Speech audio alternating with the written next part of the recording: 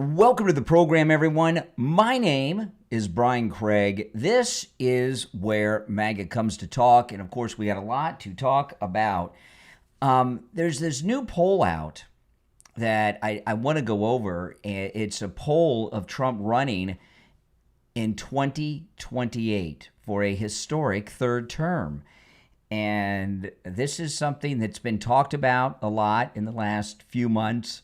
And Bannon dropped a poll about this, the great Steve Bannon, yesterday on the War Room. Look at this. This is on Mediaite. Steve Bannon celebrates poll showing majority of the GOP wants Trump third term. And Bannon said, I told you this day was coming. Yeah, I've been telling you guys too, haven't I? Right, I know. It is spectacular. By the way, if you'd like to call in, the number is pinned in the live chat. And today is Friday. And on Friday's program, it is open phones on Friday. Monday through Thursday, you got to call in about whatever I'm talking about. But on Friday's show, the show prep is up to you guys. You can call in about any and everything on your mind. That's right. We call it Open MAGA Mike Friday. That's Open MAGA Mike Friday.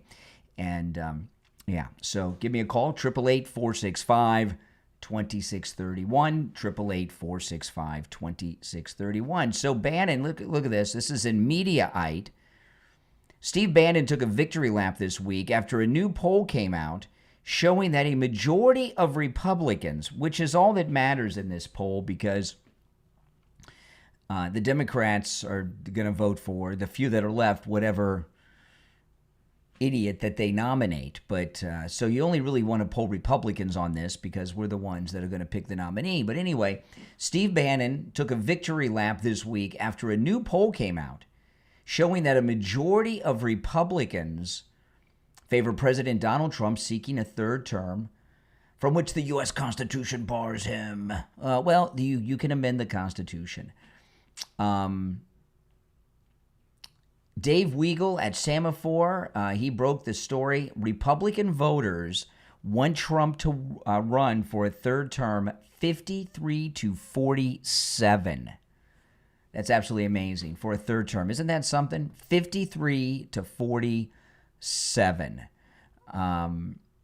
That is absolutely amazing. And I know a lot of people will say, that's impossible. That's impossible.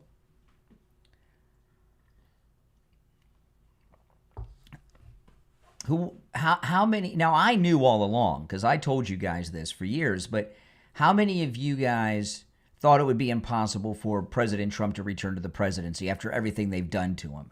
And here he is. You know, he literally got shot by these never-Trumpers in Butler, Pennsylvania, got up, wanted to continue the speech, talked, and he's in the White House again. The report covers the latest poll from the left-leaning think tank Data for Progress. So this is a liberal Democrat poll, and it's a poll that leans to the left, even though they say it's Republicans. It's a liberal-leaning poll, a liberal polling organization, and their data is telling them the majority of Republicans want President Trump to run in 2028.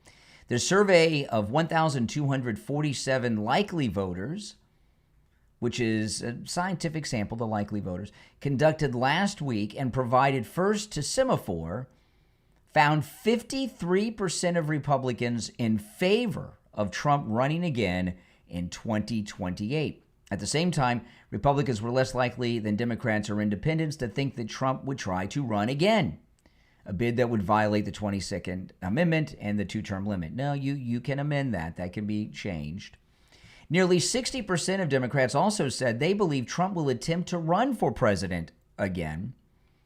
Bannon has long pushed the idea of Trump seeking a third term, something Trump himself has also joked about. Yeah, and this hat that I'm wearing, the Trump 2028 hat, I bought, it's a sample of 1,247 likely voters, which is larger than most of the national presidential polls out there of a polling sample.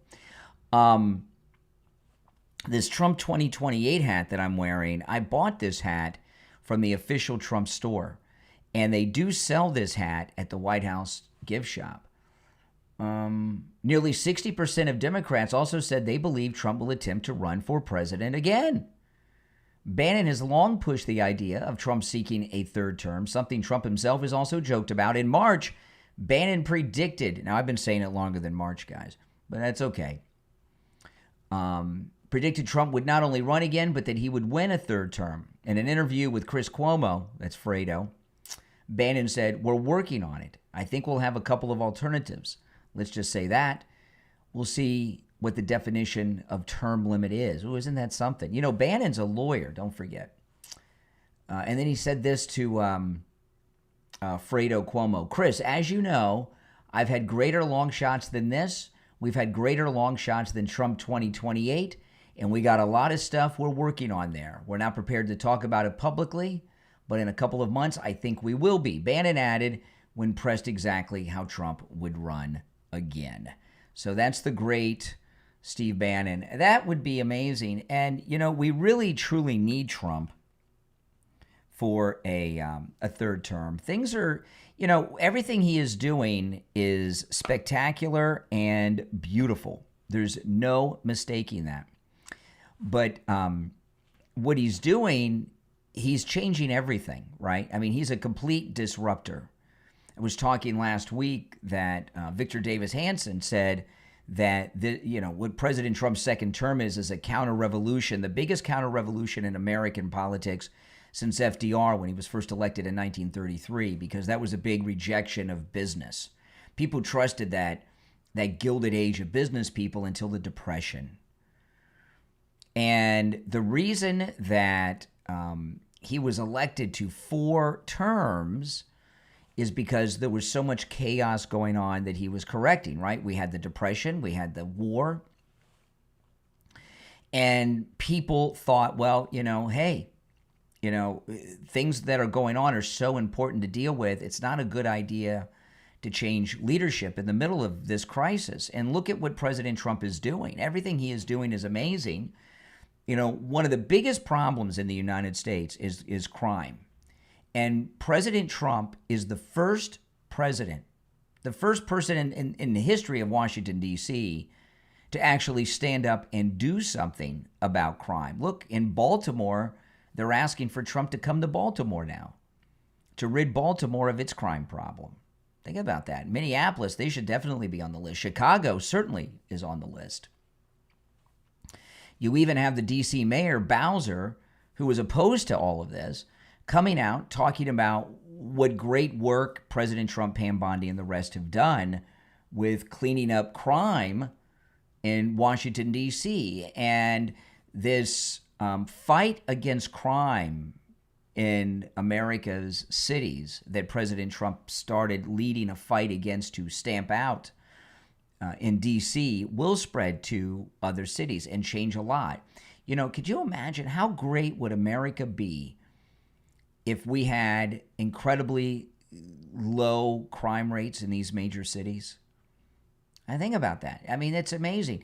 And, what President Trump has shown in Washington, D.C., which is a model, okay, for how to do it in the other cities, is that, yeah, we can round up these criminals. We can end crime. We can end all of this because they've done it. Crime's down over 80% in D.C., and they haven't even fully completed moving in and taking over yet.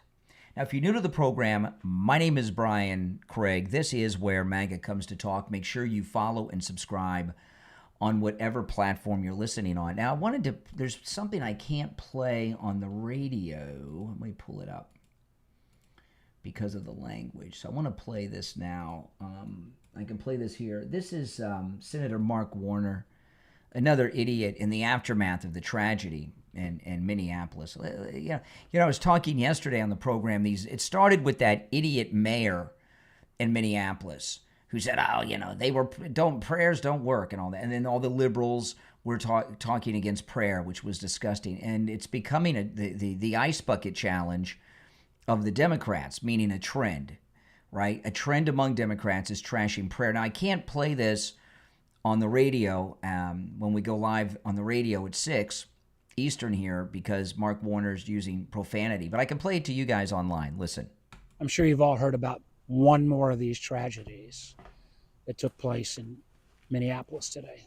The mayor said it best. This is not a time for thoughts and prayers. These kids were praying. The bullshit we get of like, let's lower our flag. Okay, now first of all, who would talk about praying in Christianity in the same breath that you're using profanity like that? I mean, Senator Mark Warner, a low-life Democrat, no doubt about it. But this open rejection of prayer isn't just an attack on Christianity. That covers all religions, whatever religion you are. The majority of Americans are Christians, but we are a Christian nation, but they're attacking all religion and using profanity. But then he goes on to attack our great American flag. I'm sure you've all heard about one more of these tragedies that took place in Minneapolis today. The mayor said it best. This is not a time for thoughts and prayers. These kids were praying. The bullshit we get of like, let's lower our flags. How much more of this before we recognize that sensible gun restrictions have to be out there? Don't give me the kind of normal crap of excuses. These were kids in a church praying at a Catholic school. Is this really who we are, America? Yeah, it is. And, the reason you lower the flags is not just out of respect. It's to remember and think about who or what the flag is being lowered for. So that is someone's in the chat room said, please enlighten us on Trump's Christian values. I give you a great one right now. President Trump overturned Roe v. Wade, which has reduced the number of abortions in the United States by who knows how many since it's been overturned. And that's a forever thing. And all of the Christian organizations in the Republican Party since 1973 have been advocating as Christians, as conservatives, to overturn Roe v. Wade, and President Trump did that. So, so if you want an example of his Christian values, overturning Roe v. Wade is a great example of a Christian value that President Trump has brought to the presidency. Also, all these wars that he's ended around the country. How many lives have been saved from the wars that he's ended? Now, he hasn't been able to end the Russian-Ukraine war. I mean, you got two lunatic, egomaniac dictators, Zelensky and Putin, but he's ended, 6 others? How many lives have been saved between the wars that he's ended in this beautiful second term and overturning Roe v. Wade? In fact, overturning Roe v. Wade, millions upon millions of people will be born and live and have children, because that's a forever gift of life that he gave. So yeah, he's a very strong Christian. He just doesn't wear it on his sleeve like a lot of people do, which I respect that. I think that's a stronger Christian value than wearing it on your sleeve for politics and photo ops. Don't you guys agree? Mm-hmm. This is an alligator Alcatraz shirt I'm wearing. This here, my wife got me a few of these cool alligator Alcatraz t-shirts. This is my favorite one. It's I'll show you the back of it because it's got a bigger image of it. But it says alligator Alcatraz, and there's an image of President Trump riding an alligator, which I would not recommend doing.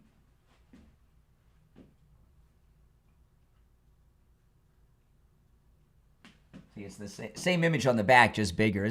My wife has very good taste in clothes. She buys all my clothes, and I love these alligator Alcatraz shirts. And I don't wear too many T-shirts that have things on the back of them, but the alligator Alcatraz T-shirts, they all do.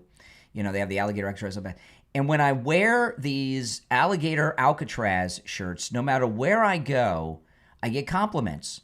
I like your shirt. Cool shirt. Where'd you get the shirt? Awesome shirt. I agree with about your shirt. I love alligator Alcatraz. Or they'll just start talking to me. But I get nonstop compliments. So in line at the checkout, walking at a strip center, walking in the mall.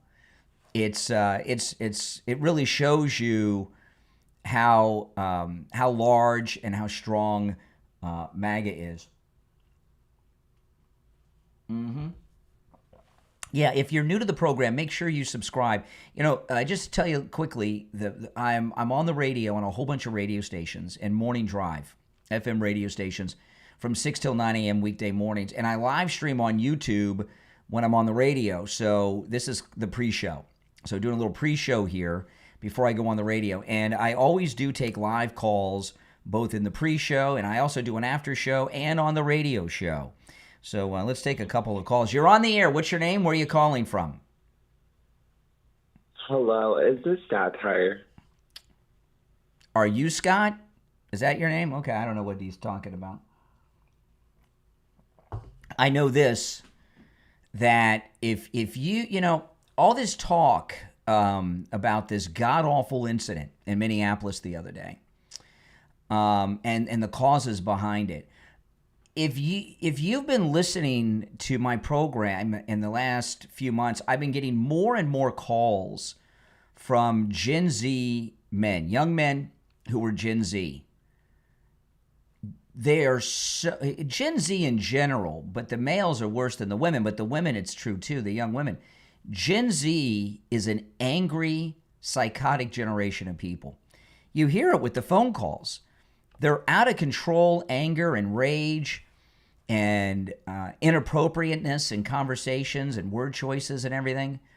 It's a real messed up generation, Gen Z. I don't know why that generation is so angry, but you know, when I take these calls, you know, liberals that call me over the years, liberals are always angry, but the Gen Z liberals, they're unhinged at a level that I've never experienced before in a group. And I don't even think they know why they're angry, but they're very angry. All right, let's see here. You're on the air. What's your name? Where are you calling from? Hey, Brian, this is Stefan. Oh, hey, hold on. Let me answer these other phones while you're calling in. Hold on. All right, Stefan, what's on your mind? Hey, Brian, I just called to say, man, I love your show. Everything you're doing, everything you're saying. Mm-hmm. Everything about Trump, man, it's prophesized. If you ever saw the book, The Adventures of Baron Trump, that book came out in like 1862. It has nothing to do. And it literally talks about Trump taking over and doing everything he's doing right now, man. Really? It's prophecy. Okay. Yeah, I've heard of the book. Yeah, it's a good book. Really? Tell me about it. Tell me about it. Who's the author? It's basically going about the author. Give me 1 second. You've got the book, so you have read it. You actually have the book in your hand. I don't have it in my hand. Oh, but you know, that's okay. Yeah, I've heard of the book, The Adventures of Baron Trump. Yep. Pretty good book. Yeah, it's really about it's about Donald Trump and him becoming the president of America and everything. It's what is your favorite thing that President Trump has done in his second term? Everything. No, definitely the border being closed for sure. You know, one thing I'm amazed how there is not really a lot of public outrage over the deportations. I know they have that wife beater. They call him the Maryland man, the human trafficker, and they do a lot of things around him. But the deportations really, not a lot of outrage over the deportations.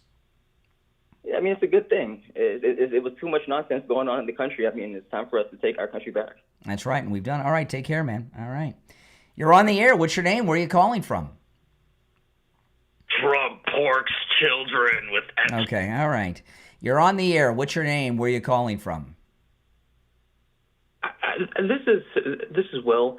I think it's just real funny how you use Christianity when you want to, but then you ignore it when you feel it doesn't suit you. Well, I don't use Christianity, but I mean... You absolutely do. How do I do that? You absolutely... Well, because in one breath, you talk about all the lives it saved. Well, then immediately after, pointing out the fact that you want to imprison migrants, pointing out the fact that you want to essentially build these concentration camps up and store people in there. Absolutely. First off, when people are criminals, you put them in jail, right? That's what jails and prisons are for. And the migrants are illegals and they're criminals. So you put criminals. Give me any passage about migrants. Well, I'm not a preacher, and this is not a Christian show, and we don't govern our country based on the Bible. But Jesus did say, "Render unto Caesar what is Caesar." So Jesus said, "Stay out of government." Jesus said, "Stay out of government."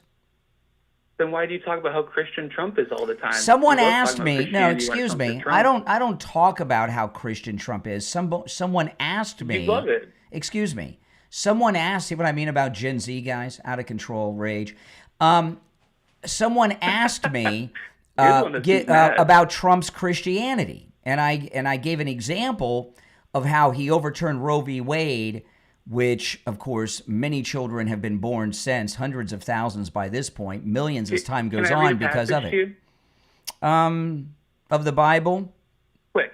Very quick. Sure. When a stranger sojourns Well, with where you is this in your passage? land- Wait. Cite the passage and verse. What's the verse? Leviticus 19:33 through 34. Okay, so the Old You can Testament. look it up to yourself. Okay, no, I believe you. The Old Testament. When a stranger sojourns with you in your land, you shall not do him wrong. You shall treat the stranger who sojourns with you as the native among you. And you shall love him as yourself, for you were strangers in the land of Egypt. I am the Lord your God. Okay, so You want one from? So this is John? interesting. So I'm very fascinated by this. Okay, now I don't want to hear any other. I'm sure you are. No. Are you saying that instead of sending illegals to Alligator Alcatraz and El Salvador or back to Venezuela, wherever else they're from, we should send them to Egypt? That's very funny. No, I mean you mentioned Egypt. See, here's the thing: in the world, Do you know the context? Excuse me. Did you understand the context of that? At all? I am speaking. In the You're world trying. today. No, I speak here every day for hours a day. I'm allowing you to speak and participate and have access to this incredible audience that I have. But in the world, we have countries, right? Countries have something called borders. All of them do. In fact, Ukraine and Russia are at war because Russia violated the border of Ukraine and is pushed into their country and are trying to conquer it. If you don't have borders, you have no country. How do you have a country if you have no borders?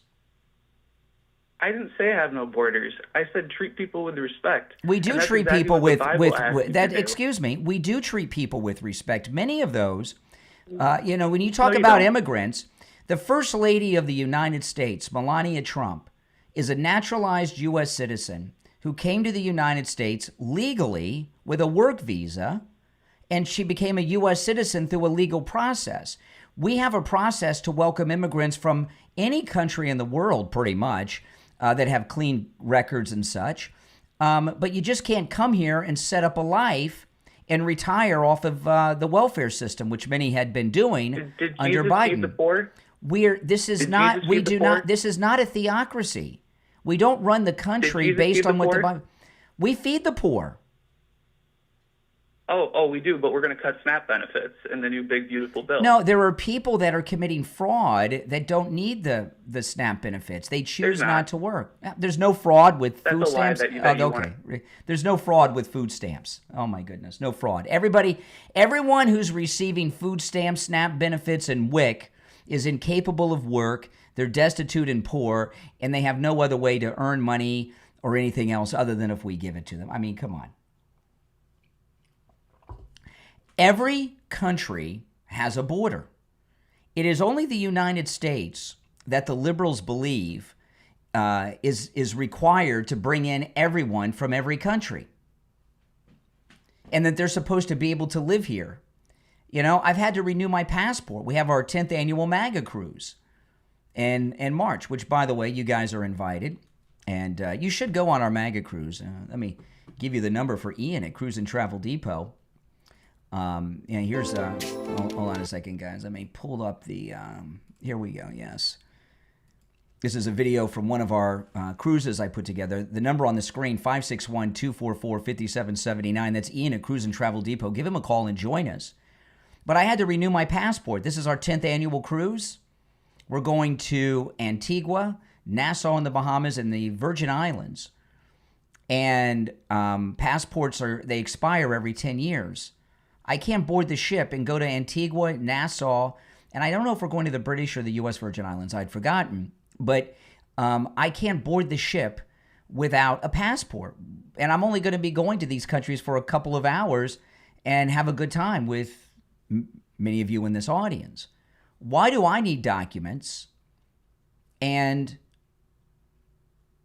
these illegals don't? Why are they able to come over here and set up a whole life and live off the social welfare system? This is the only country that liberals believe is required to do this. The SS Titanic, no, there's no icebergs in the Caribbean. But and by the way, join us on our 10th annual MAGA cruise, guys. You'll have a great time. I love it. It's my annual vacation, and you guys are invited to go on my vacation with me. Those of you that have been on our cruises before that are going on this one, Ian and I have been planning all kinds of surprises and things that we've never done before on our cruises, in particular on board ship. And we have some incredible shore excursions. So there's the number. Give them a call and join us. And I know they like to say concentration. These are not concentration camps. Concentration camps are like in Germany or maybe the gulags in the Soviet Union. No one's being tortured. No one's being starved. No one's being forced to work. And the due process is taking place. Now, today is Friday, which means it's open phones on the program, Open MAGA Mike Friday.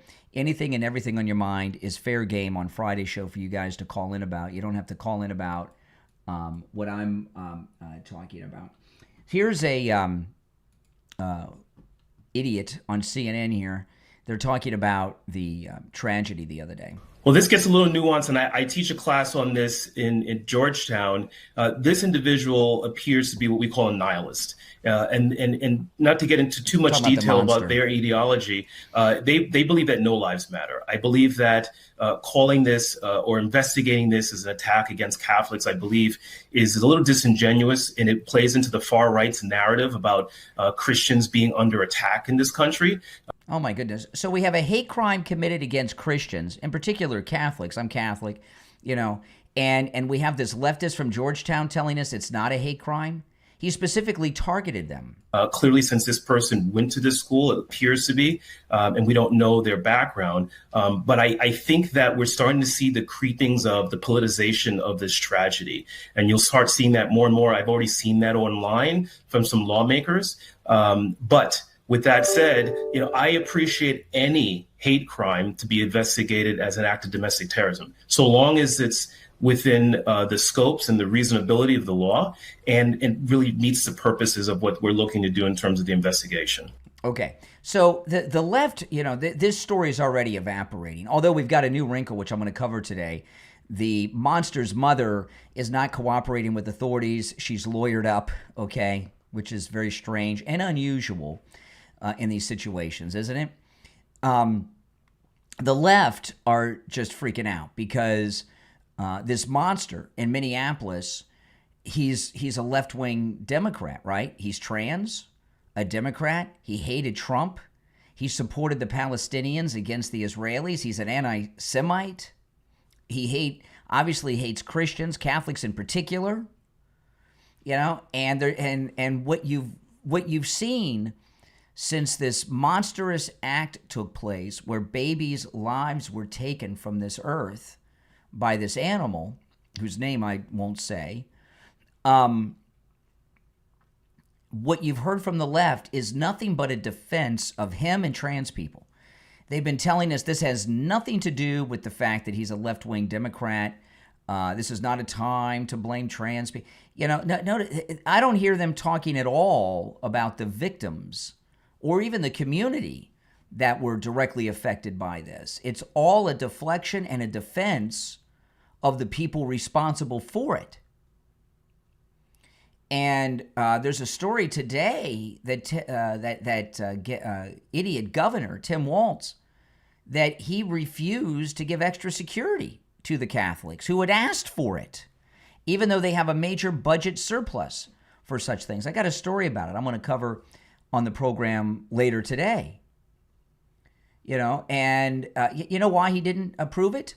Because he doesn't like Christians, because he's a liberal. And he's a communist with these Chinese ties. But they're, listen, they don't control the narrative anymore. We have a media now, which I'm a part of, but we have the new media, and we get the truth out there. And it's not the days of when we had the 3 networks, a couple of newspapers, and some 24-hour cable sending us left-wing propaganda to spin everything. They're not able to get their narratives off the ground anymore like they used to. They crash and burn before they can get the narrative off the ground. And people like me, we are out there explaining everything in the reality. And you guys know, when this tragedy happened, tell me yes or no in the chat room. When you first heard about this tragedy, this god-awful, monstrous tragedy at the school in Minneapolis, was your first thought it was a trans person, yes or no? Did you, before you knew? Before you knew, did that thought pass your mind? It did mine. I got a call from a lady yesterday who said it. Yeah, people in the chat. So why is that? Now, the left will tell you, oh, that's hate, that's bigotry. No, because there's a trend going on that needs to be investigated. Right? We've had several, I think more than half a dozen of incidents like this with transgender people. So what's going on here? Specifically, yeah, I mean, look, the chat room's filled with yeses, right? Chat room's filled with yeses. That tells you something. That's not an accident. The reason so many people are saying yes is because there's a problem in this country. Now, is it a mental health crisis? Is it medications? Is it foods? Is it media? Who knows? Who knows? But I know this, and I've talked about this a lot in the last few years. This trans fad has been one of the most clever attacks on this nation done by a foreign power during a Cold War situation. And this is what has happened. I haven't talked about this in a while, so we're still in the pre-show, guys. If you're on hold, stand by. When we get on the radio in just a bit, I'll go back to the calls. And as a reminder, when we switch over to the radio, which will happen in just a few short minutes, no profanity. I've talked about this in the past, but not for a while. But I want to talk about it here for a moment before we do the switch over to the radio. This trans fad that came out of the blue was a propaganda tactic done by China through TikTok. The TikTok algorithm is probably one of the most advanced algorithms ever created. If you've ever been on TikTok, it's very hard to put the phone down. That TikTok algorithm knows how to hook you in and keep you watching. It's really a dangerous thing. And young people, what they care about more than anything are how many views, likes, tweets, retweets, and all that stuff that they get. Repost, all that stuff. And what China did on TikTok, and they may have just stumbled upon it. There's no way they could have predicted the success of this. People who were trans, all of a sudden, somebody would start an account. No followers, not famous, not a celebrity, 0 followers. They'd start an account. They do a trans thing. Next thing you know, they'd have 3 to 5 million followers in a week because TikTok, China, was pushing them to the top. And it created a trend, a fad of sorts, because, young people, they're so into that, right? Clout chasing and everything. And they started this whole trans thing through TikTok. And the trends, if you were trans, you'd have millions of followers on TikTok almost overnight. And that's how this all started. And look at the effect it's had, right? If Trump would not have been reelected, it could have led to the collapse of this country. The birth and death rate are almost the same. Our birth rate is way down. It infected our military. We've had a number of incidents like in Minneapolis over the last couple of years by trans people. And look at this. Now, I don't think China realized how successful that would be. They just stumbled upon it, but it has. And that's how this has all started. And if you think about it, you probably would agree with how they started it. Now, once they got the ball rolling, it became a major fad in the country, like fat laces and parachute pants used to be, right? You know, the fads, they come and they go. I was watching a video the other day, yesterday, on YouTube. It was a local news story from 1983 at the opening of Return of the Jedi, and they interviewed this woman, and she had a headband around, and the woman looked so 80s, I couldn't believe it. You know, that the headband in the leg warmer era, that went out, and this hopefully will go out. I think the fad is already over, but that's how it happened. China and TikTok. And I'm sure there's other things. There has never been a propaganda campaign in the Cold War that has been as successful as that. The most successful propaganda campaign by a foreign nation that I know of prior to that was the Vietnam War protest that the Soviet Union were behind.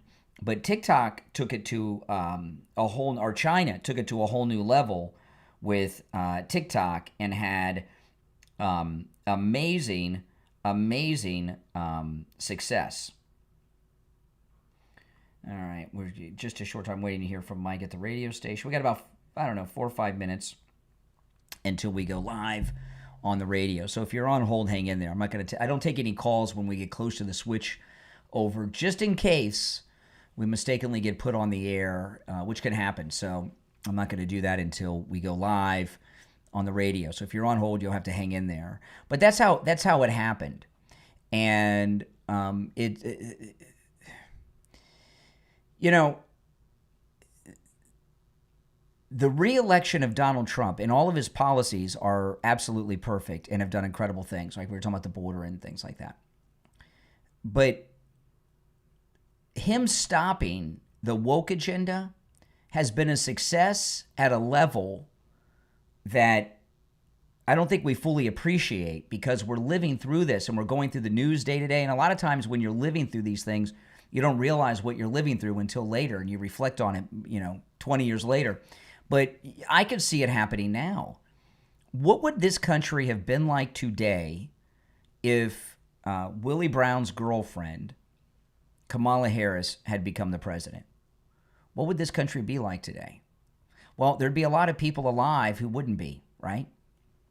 Through the victimhood of the illegals, the migrants on their way here, the victims in this country of migrant crime. The Democrats would have passed into law, making Roe v. Wade a federal law that she would have signed. Probably would have been one of the first things they did.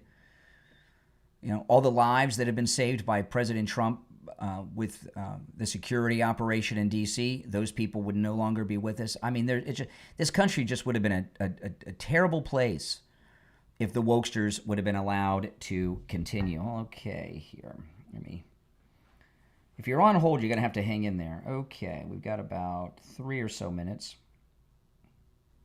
and then we'll be live. I'm not going to take any calls until we do the switch over.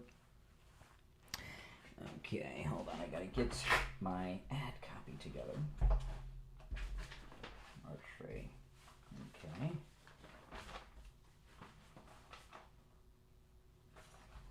Let's see here. That one.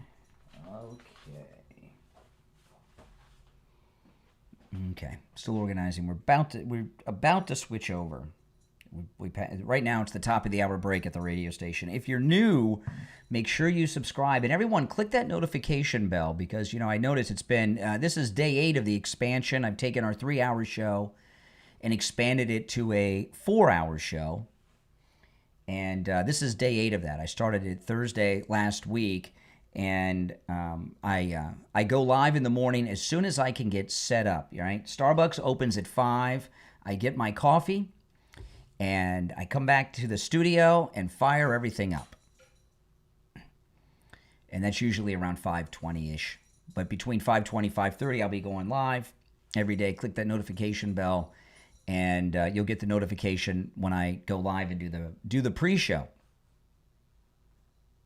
And, I like the pre-show because I don't have to stop down for breaks as much. I don't have all the restrictions, right? So I can talk a little longer.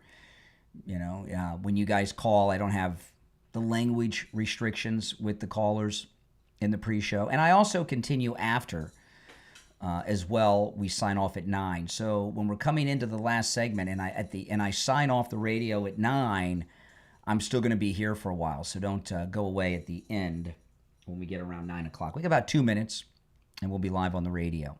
Welcome, Eddie. Just subscribe. Welcome, Eddie. Yeah, this is the most pro-Donald Trump place you will find anywhere, I promise you. You'll never hear me disagree nor criticize our favorite president, Donald Trump. I'm going to open up on the radio with the new poll about Trump 2028. And I do want to take your calls on this because I think we really need President Trump in 2028. There's no getting around that.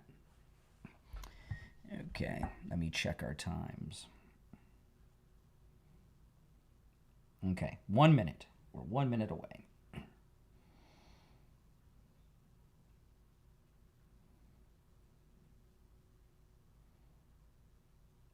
Okay. Less than a minute.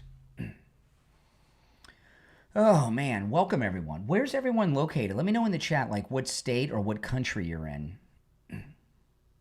Monarchies don't have elections. We're not talking about making Trump... He is our great MAGA king, but we're not talking about him not having an election. We're talking about elections. All right, here we go. About 30 seconds.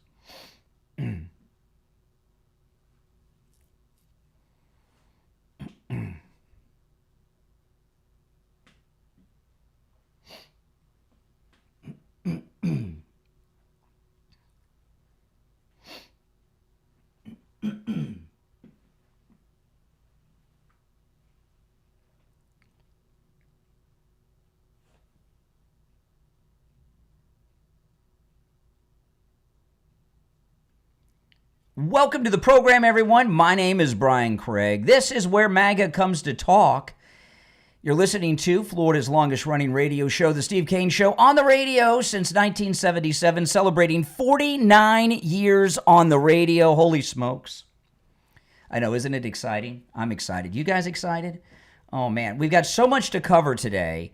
I wanted to start with this. There's a new poll out about Trump and him running in 2028. I want to go over this. You know, President Trump, the White House released something yesterday that has never been done before that I think is one of the most exciting things I've ever heard. Have you heard this story? President Trump wants to have a Republican National Convention before the midterm elections.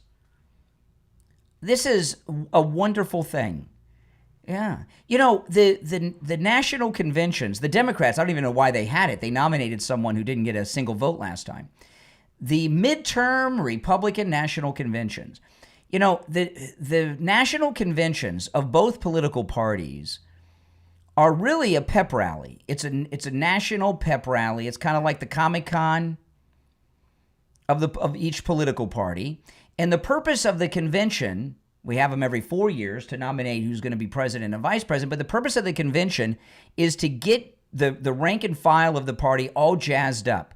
We've got, you have a primary process that goes from state to state, and people get excited. It gets things revved up. Then you go to the convention and you get your nominee. And this is done every 4 years. It's never been done for a midterm before. And this is amazing because I think what President Trump understands is he's so busy running the country, he can't go and have 100 or 200 rallies for everyone running for the House and the Senate. How could he do that? He can't go around and have rallies for everyone. He's president. He's very busy. It'd be very difficult. He did it before, and he was successful, but he knows the strain and the difficulties of that. Plus, having the very first, which is history in the making because it's never happened before, having the very first midterm party convention, that'll be carried on television. And it would be an amazing rally. And the exact format of it, we haven't been told yet, but I find it exciting as can be. I don't know if it would be before or after the primaries. I would think it'd be after the primaries, just like the presidential one. We'll have our primaries. President Trump will do his endorsements and everything else. And then at the convention, at the midterm Republican National Convention, we'll announce all our nominees for the House seats, the Senate seats, the governor's mansions of the country, and what maybe some other offices too. That sounds absolutely brilliant to me. Well, it's because President Trump is a smart guy, and he understands marketing and showmanship and television and everything else, and it's just a great event. Now, I got a lot that I'm going to cover today. However, today is Friday, and you guys know what Friday is on the program. It's open phones. We call it Open MAGA Mike Friday. And Christine in Pennsylvania came up with the idea of calling it Open MAGA Mike Friday. I don't like calling it Open Phone Friday because that was Rush Limbaugh's thing, and I don't want to steal from Rush. But it's Open Phones on Friday. We call it Open MAGA Mike Friday. And on Open MAGA Mike Friday, the show prep is up to you guys. Monday through Thursday, you got to call in about what I'm talking about. On Friday's show, you can call in about anything and everything on your mind. Show prep's up to you guys. It's Open MAGA Mike Friday. You can call in regardless of whether you're liberal, Democrat, whether you agree or disagree. Now, I do have a lot of things I'm going to bring up, and I hope you'll find them interesting enough to comment on, but you don't have to. You can call in about anything on your mind. The number is toll-free, 1-888-465-2631. 888-465-2631. It's a toll-free call no matter where you're located. Okay, so this story here, I saw this story this morning, and I have one of the largest MAGA hat collections. I could open up a gift shop with my MAGA hats. I've got a whole bunch of them, and I've bought some of them, but most of them have been gifts from you guys in the audience who have either come to a personal appearance and given me a hat, or mailed them to the radio station, and I got a great collection. But the one that I wear most of the time is the one I'm wearing right now. It's the Trump 2028 hat. And people, they call me crazy and all this stuff for wearing a Trump 2028 hat. We need Trump in 2028. And there's a new poll about this. Listen to this. This is in Mediaite. The great Steve Bannon, who's so busy, he doesn't have time to groom. I love Steve Bannon. You guys, I met Steve Bannon at Turning Point USA. He and I went through the security checkpoint together with the Secret Service, and he was all dressed up and everything. He was all dressed up. He was shaved. He had his hair brushed, and he was wearing a jacket and pants and everything else. I almost didn't recognize Steve Bannon because I was looking for sloppy Steve Bannon, and we went through the security together. So I had a little bit of time where I talked to him. But anyway, this is the great Steve Bannon. Steve Bannon celebrates poll showing majority of the GOP want a Trump third term. This is really awesome because I want it. Don't you guys want a Trump third term? Absolutely. Steve Bannon took a victory lap this week after a new poll came out showing that a majority of Republicans favor President Donald Trump seeking a third term. Dave Weigel at Semaphore broke this story. The lead story at Semaphore, Republican voters want Trump to have a third term, 53-47. So 53% of Republicans want Trump to have a third term, and I am one of them. And I'm not alone. The majority of Republicans are with me. I'm so glad to hear this. In fact, it's a poll of 1,200. Let's see here. It's likely voters. It's a poll of 1,247 likely voters, which is more people than they usually poll in national polls. Pretty good, huh? Likely voters and Republicans, because those are the ones that count, since the Republicans would be voting in the primaries to nominate in 2028. And, I point to Roosevelt. Roosevelt didn't win 4 terms because he was the greatest president ever. Times sucked when he was president, and he sucked too, really, if you look back on it. But the country was going through a lot. The Great Depression and the Second World War, and people in the country, they thought it was not a good idea to change leaders in such an important transformative time in the country. That's where we are now with all the great work that President Trump is doing. And I, for one, support that. I really do. If you're on hold, hang in there. Again, it is Open MAGA Mike Friday. I'd like to hear your thoughts on this, but you can call in again about anything and everything on your mind. The show prep is up to you guys on Friday.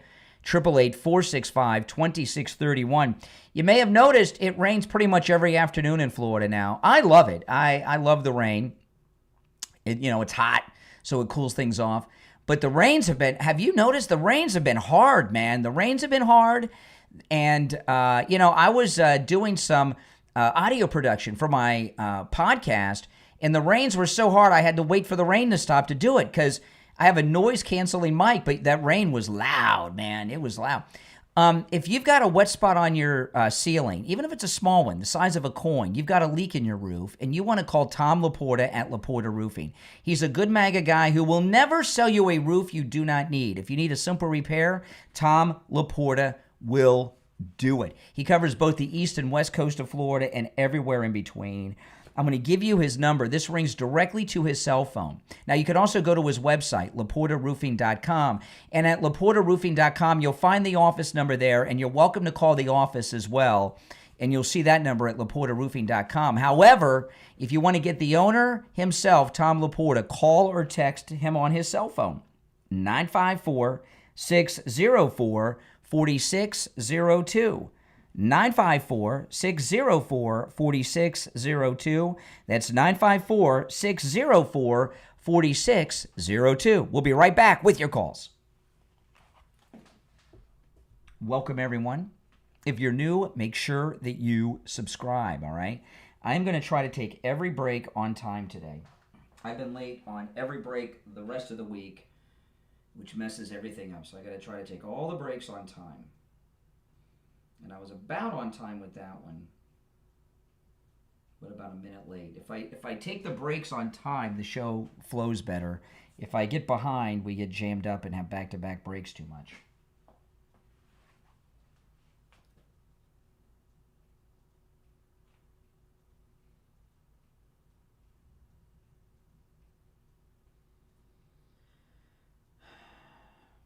If you're on hold, stand by. We'll go to the phones when we get back.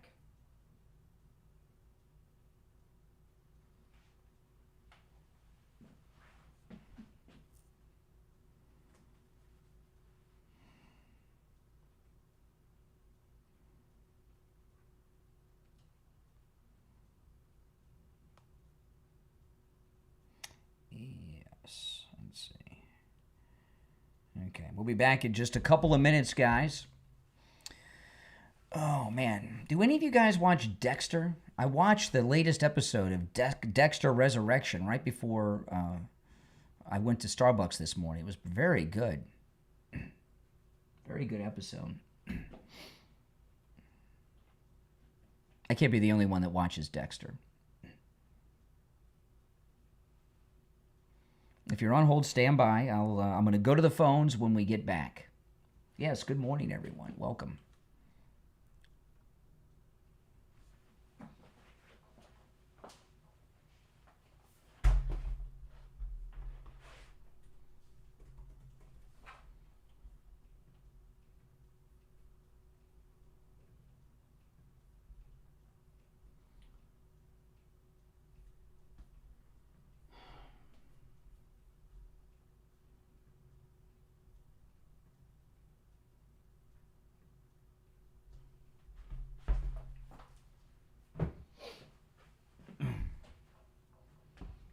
Just over a minute, we'll be back.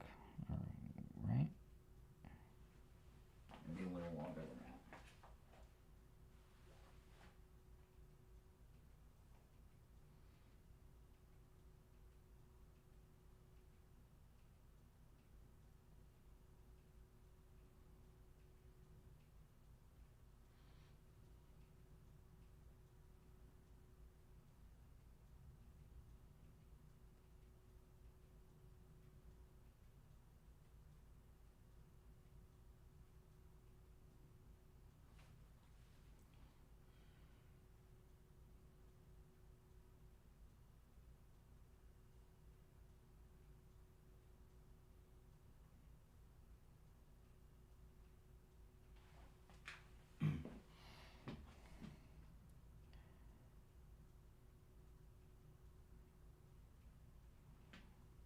One minute, guys. We'll be back in 1 minute. This is a radio station break.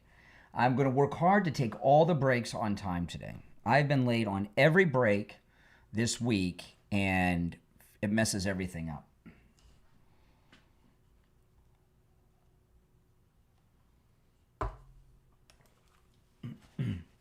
That's right. Not today.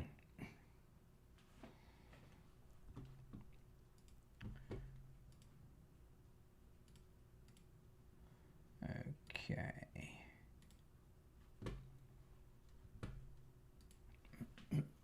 $30 seconds.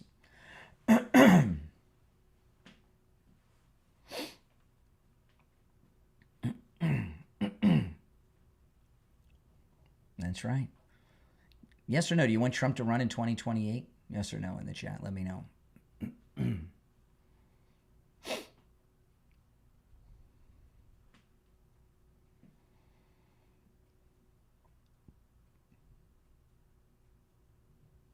Welcome back, everyone. I'm Brian Craig. It's the Steve Kane Show, Florida's longest-running radio show on this open phone, open mega mic Friday. Very excited. The majority of Republicans want Trump to run in 2028. I am in the majority of Republicans, which is awesome. All right, let's take some of these calls. 888-465-2631. You're on the air. What's your name? Where are you calling from? Well, good morning, Brian. This is Mark from Michigan. How are you, sir? All right, Mark. What's on your mind? Well, the economy, sir. That's on my mind. You were talking about that earlier, and I'd like to touch a couple of points on that if I could. Mm-hmm. Well, I just seen a report last night that said we've lost 80,000 jobs in our country in the last 6 months. And there's something about that with the Medicare cuts that a bunch of nursing homes are getting closed down and they're laying people off. Uh-huh. I don't understand how that's creating jobs. Well, the reason you don't understand it is because you're a Democrat. Well, no, those are facts, sir. No, I know you Democrats like that word. Hold on, let's slow down. Well, now those are. I'm gonna respond. I'm gonna respond to what you said. You said you said 80,000 jobs. What were lost? No, 80,000. In our nation, yes, they were. No. I tell you, these Democrats, it's amazing. 30,000 was in the federal government alone. Well, that's awesome. Okay. Those are not 80,000 jobs lost. Those are 80,000 jobs created. Okay, what's happened here? Excuse me? No, we have not. We have not lost.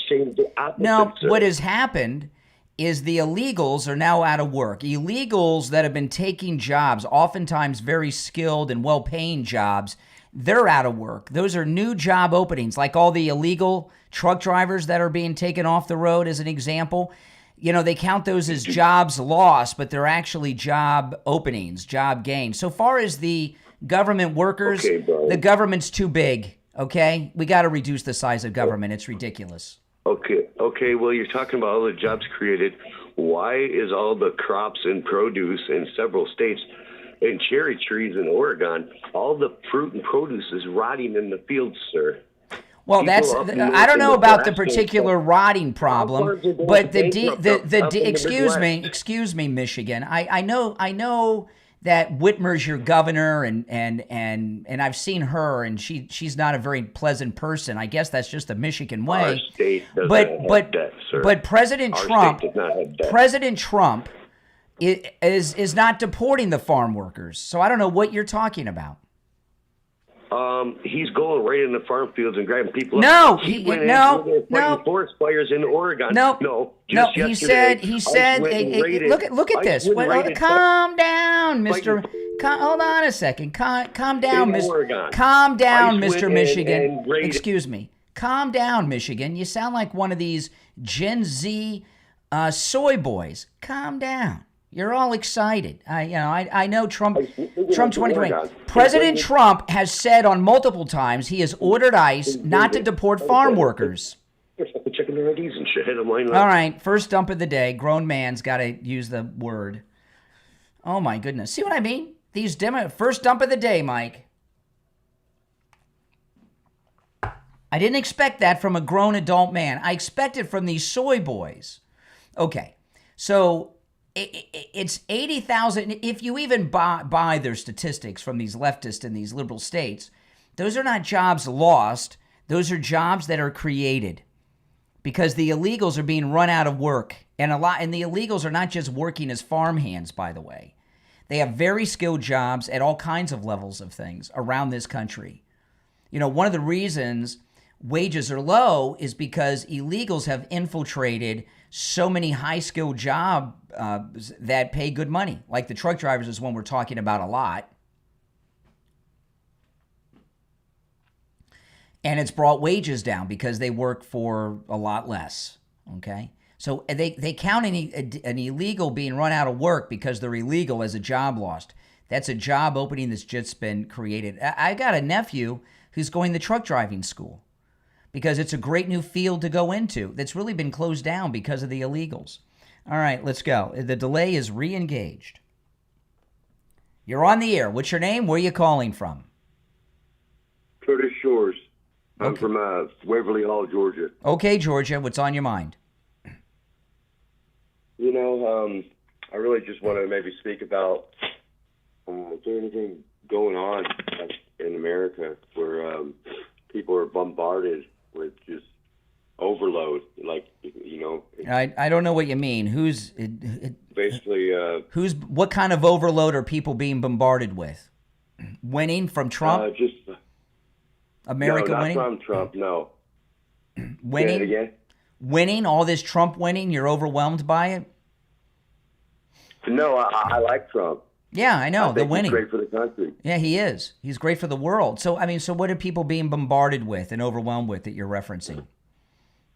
I just seen like an algorithm of ever since I have spoke out about being a Trump supporter, it just seems like an attack's been on me and my family. Where are you? You've been physically attacked and assaulted? Sir, I've been shot. Yeah. Because you're a Trump supporter? Yeah. Okay, so you called the police. You actually were shot. Yeah. Okay, is someone's in jail? Give me a break. Oh, my goodness. You're on the air. What's your name? Where are you calling from? Okay, thank you for your call. A lot of unhinged people out there already. A lot of unhinged. You know what's got them unhinged already this morning? This poll that over 50% of Republicans want Trump to run for re-election. That's got them totally freaked out. All right. You're on the air. What's your name? Where are you calling from? No, I let you go. I moved on. It's one call. It's one call per day. Oh, my goodness. You're on the air. What's your name? Where are you calling from? All right. Here we go. It's going to be one of those days. Yeah. Yeah. You call again, you're going to get banned. It's one call per day. A simple rule. One call per day. Oh, my goodness. Let me ask you something. When you look at everything, this is one thing I've noticed, okay? Trump 2028 freaks out these liberals.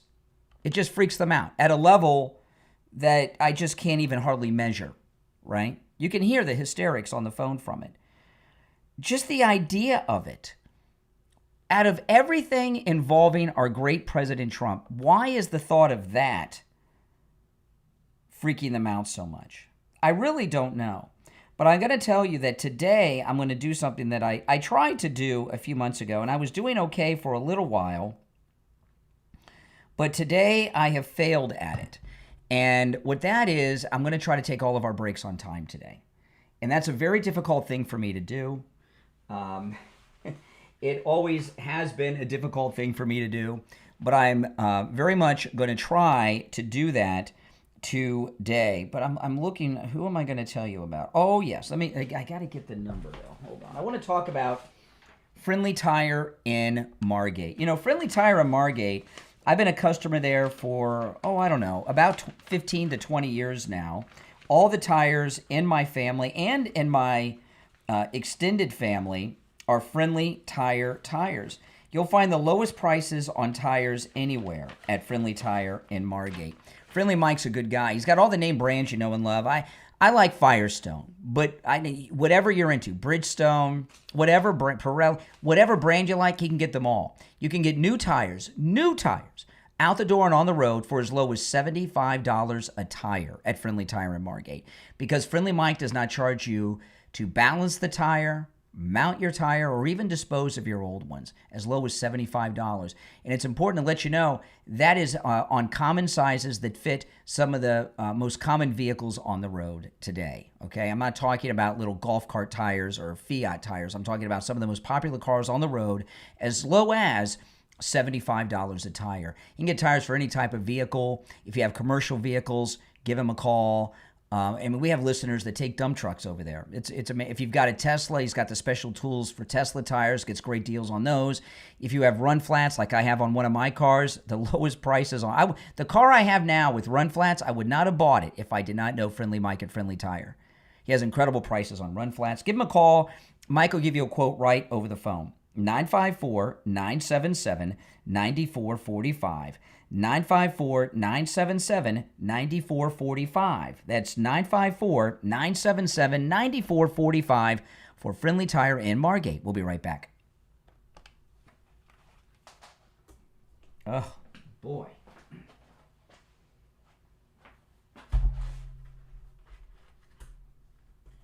If you're on hold, stand by.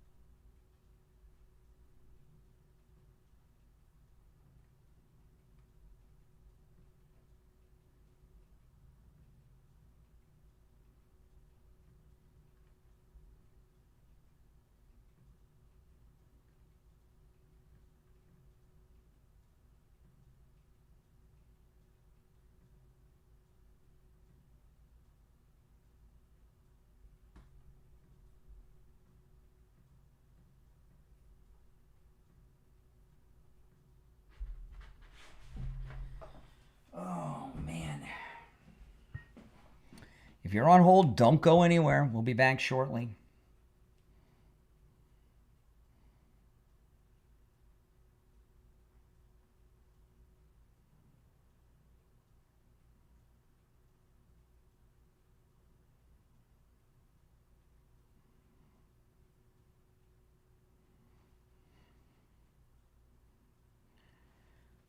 Okay, now I want to tell you guys that if you are a Medicare recipient, if you're 65 years of age or older or turning 65 soon, call Chapter. They'll give you help with your Medicare for free, completely free. When you call this number, you're going to get a live agent on the phone. No matter where you are, they cover the entire United States. So no matter where you are in America, give them a call. You're going to get a live agent on the phone. It's completely free. They'll review your policy. You know, millions of seniors are not getting all the Medicare benefits they're entitled to. You may be one of them. Chapter will find out for free.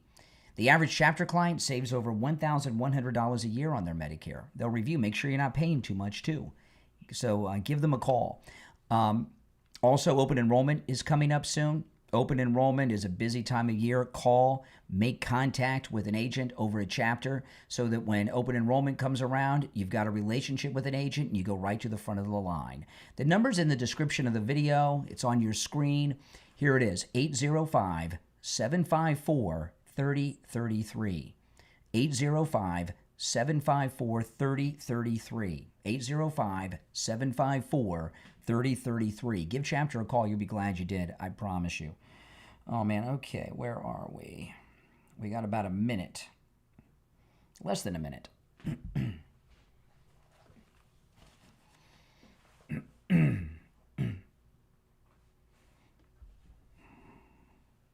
One opening on the board, by the way.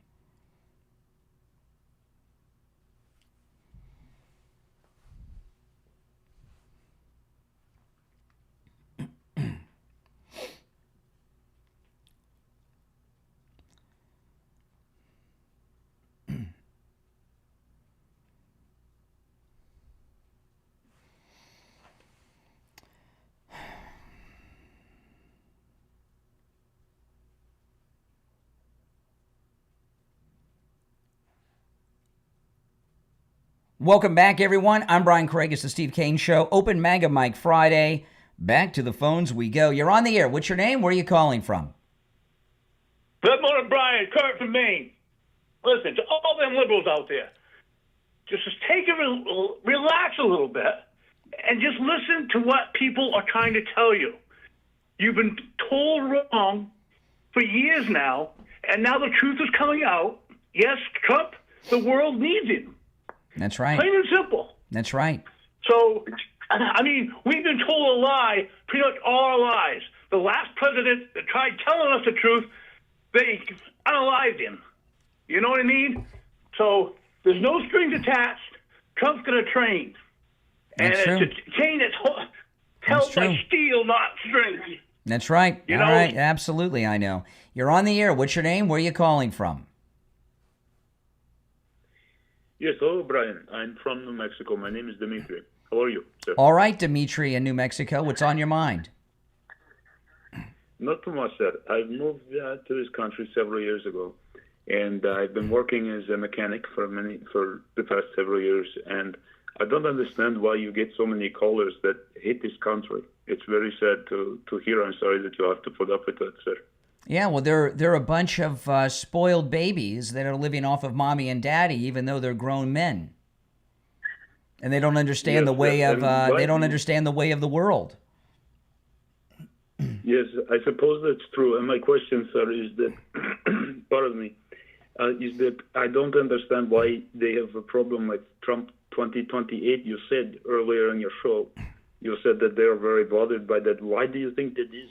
Democrats don't like the democratic process. They don't like it's one of the reasons the media hate Trump and MAGA people.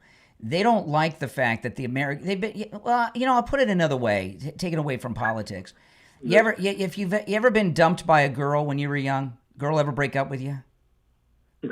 Right, rejection. You're married. I'm married too, but you get a girl dumps you. It's embarrassing. It's upsetting. It's humiliating. The country has rejected these Democrats. Their entire philosophy, everything that they stand for, has been rejected by the country again with Trump's reelection. And it's like a guy that's been dumped, and they have soy boy meltdowns over it. Sure. Well, I'm a big Trump supporter. I always have been, and I moved here legally. And where are you from originally? Where are you from originally? I'm from Russia originally. That must really suck these days, because the left have created such a negative stereotype of Russia. Russia is not our enemy, and the Russians are not our enemy. And you know what? They never have been. We have a great long relationship with the Russian people. I thought that doesn't mean that Putin's a good guy, but they've created this hatred towards Russians. Well, there are many Russians that are interested in moving to the United States and that love your country. Many Russians do, and I don't hate the United States at all. I don't. I haven't known too many Russians. I haven't known too many Russians, but that have been immigrants here. But the ones I've known, they're all like you. They're mostly blue collar guys that work their tails off, and they love America. Yeah. Thank you. What kind of mechanic are you? What kind of mechanic are you? No, I've been auto mechanic before. I've worked on cars. I replaced recently catalytic converters and that type of thing. In New Mexico, and I found a wonderful life for myself in this country. That's awesome. It's just a big cultural difference. Well, you're in New Mexico. That's not New Mexico is not like America. New Mexico is a strange place when you talk about America. They have two official languages, English and Spanish, and I'm sorry if my English is bad. No, your English is better than these soy boys I've been talking to. That idiot from Michigan. So you would think that. You think from Michigan, you think that Trump 2028, you think is a good idea? Well, I'm asking because absolutely, it's a great idea. I know you have term limits, right? So well, that can be changed, and he can run again. We've only had term limits. We've only had term limits since the 1950s. We didn't have term limits for most of this country's history. They're relatively new. We've only had them since the 50s. Right. Because the president during World War II, who Roosevelt. was our ally, what is his name? FDR, Franklin Roosevelt. He had many Four terms. Terms. He was elected to four terms. 4 terms. Yeah. Mm-hmm. Yes, well, Dimitri, so welcome to the program. It's good to hear from you, and call me again sometime. All right, thank you so much. All right, take care. You hear the respect from that guy as opposed to that man from Michigan? You're on the air. What's your name? Where are you calling from? Hey, Brian Mahalo. This is Alan. I used to call you last time from American Samoa. Oh, hey, yeah, I remember. How you doing? Where are you now? Yeah. Hawaii? No, I'm in Kansas City. I'm in Kansas City, Missouri. Oh, my goodness. What a change. Yeah. Oh, yeah, my daughter lives there. Oh, okay. Yeah, my oldest. But anyways, yeah, I just wanted to just talk about the third term, if you didn't mind. Absolutely. He deserves it. He deserves it. As an ex-Democrat, after what they did to put him through the grinder, they stole the election. There's no question about it. And don't forget, they shot him. Democrats, they shot him. Yes. They've arrested him. Oh, my God. He deserves a 5th term, for that matter. I mean, I don't care. I mean, I know I take off a lot of my ex or Democrat friends, but I don't care. I got to tell them the truth, and hopefully they'll face the facts and the truth. Yeah, he deserves a 3rd term, and I hope he does, because they stole it, took it away from him, and yes, they tried to assassinate him. So he deserves not only the 3rd. I'll give him 2 more terms. I don't care. The way he's going, he's doing a blessing to America. And we are blessed to have him. So have you moved to Kansas City permanently, or are you just visiting? Yes. Well, I got a condo here. Yeah. Oh, my goodness. I brought off a state line road. I don't know how you do that. I don't know how you do that. Well, because I'm retired. Yeah, but here's the thing. Okay, because I live by the beach in Florida, and you came from a beautiful island, American Samoa. I could not be landlocked. Yeah. I would feel claustrophobic if I lived landlocked with no ocean. You know what? Exactly. Well, my oldest daughter's here with my oldest grandson, and so she's planning on moving back to Fort Myers, because I think I told you, because I got married in '84 in Fort Myers, and that's where my ex-wife is from. Oh, along the Gulf of America. Florida. Yes. Yeah. Yep. Absolutely. That's right. So I'll be going down there to Fort Myers to go see my grandkids too as well. Fort Myers is an awesome place, and if you may have been to Fort Myers, this place in Fort Myers. I lived there. Oh, okay. I lived there. Yeah, go to the Thomas Edison house. Oh, I did. Yeah, off of McGregor Boulevard. Yeah. Yep. Thomas Edison. Yeah. Thomas Edison and Henry Ford lived next door to each other in Fort Myers, Florida, and they have a great museum of the Thomas Edison's house, laboratory, and Henry Ford's house. A lot of people don't know about it. And then in the Edison Mall, right off of Cleveland Avenue. Yeah. Oh, yeah, I know that area like the back of my hand. I love it there. All right, I got to run, but I appreciate the call. Absolutely, my friend. Nice to talk to you. Take care. All right. Yeah, I haven't been to Fort Myers in a long time, but now we got the Gulf of America, I should probably go. You're on the air. What's your name? Where are you calling from? Hey, my name is Derek, and I'm calling from Comanche, Texas. Okay. Hey, I just have one thing to say and stuff like that. I love Donald Trump. And that being said and stuff, there's only one particular thing. He's 82 years old, man. Don't you think he should enjoy his golden years? I think Donald Trump should be president for as long as he wants to be president. I understand that, but everybody slips in the golden years. Have you seen Donald? No, Donald Trump is not a normal person. He's not a mortal. He is, and by the way, he's only 79, not 82. By the way. Well, we're talking about what he's going to be in 2028. He's not a mortal man, Donald Trump. He's a superhuman. I understand that, and I have nothing but respect for him and stuff like that. But 3 years down the road and stuff like that, there could be unforeseen events that could happen. Well, that's what J.D. Vance is for. That's what vice presidents are for. And I love J.D. Vance, and I just think that Trump Jr. would be a viable candidate. I my personal opinion. Yeah. But let me know what you think. I would like Don Jr. to become the governor of Florida. I think so. There's an unknown name out there that's actually would be a great name for mayor or no governor of Oregon, and I believe that would be J.D. DeLay. Oh, okay. I don't know that. All right, listen. I gotta run. I want to tell you guys about the free doorbell camera offer from Sloman. Sloman's is going to give you a free doorbell camera that connects directly to your cell phone with the installation of your Sloman Shield. You will love this, guys. It's absolutely amazing.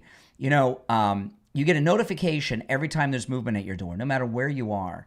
And I love it because I don't like answering the door for people. You know, I got salesmen, I got lawn crews that are always asking about trimming trees and all that stuff. And, you know, and you get that notification. It's nice not to have to get up and see who's at the door.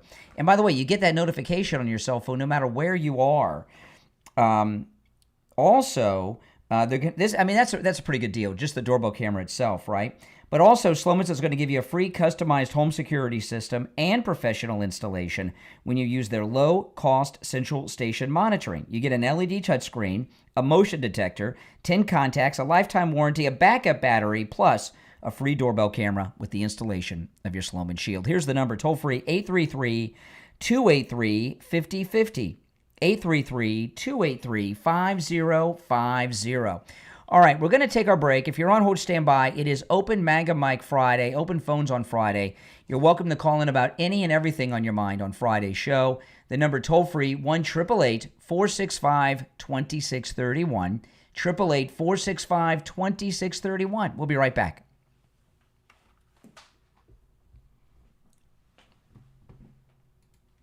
If you're on hold, stand by.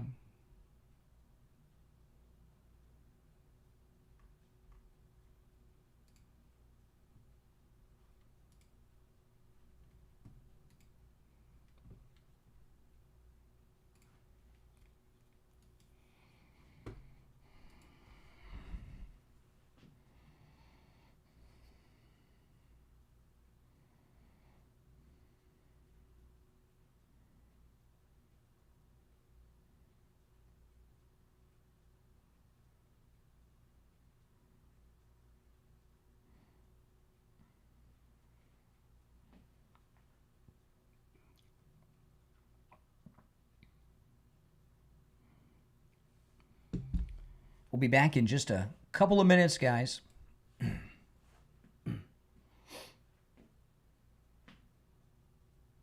Welcome, everyone.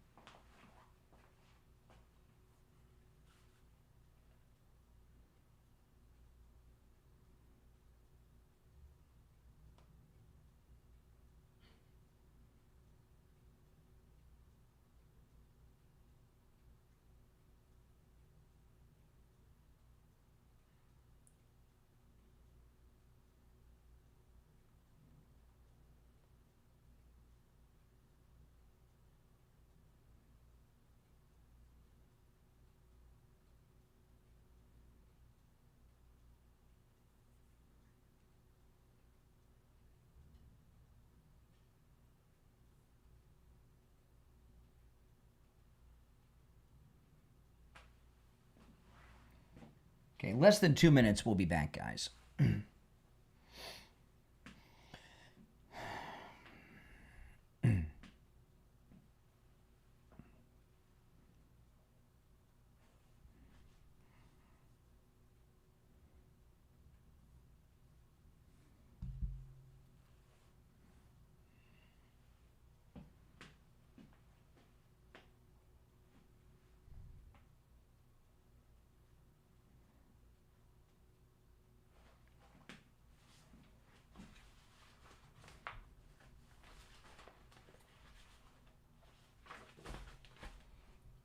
About a minute, we'll be back.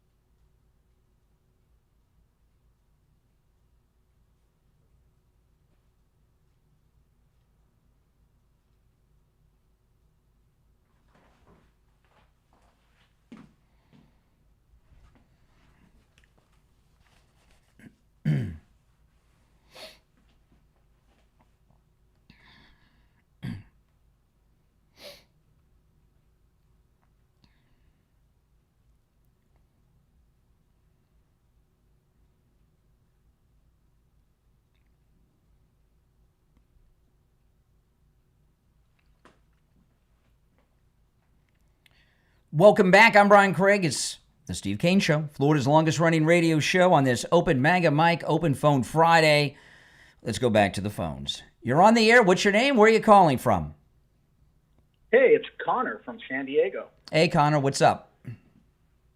Hey, I need you to repeat what you said again. Donald Trump is a what? A great man. A great president. No. He's not immortal. He's not a mortal. He is not a mortal man. He's superhuman, like Superman. Oh, he's not a mortal. He literally got shot by a never Trumper in Butler and got up and continued talking. Yeah, you guys, you Republican weirdos shot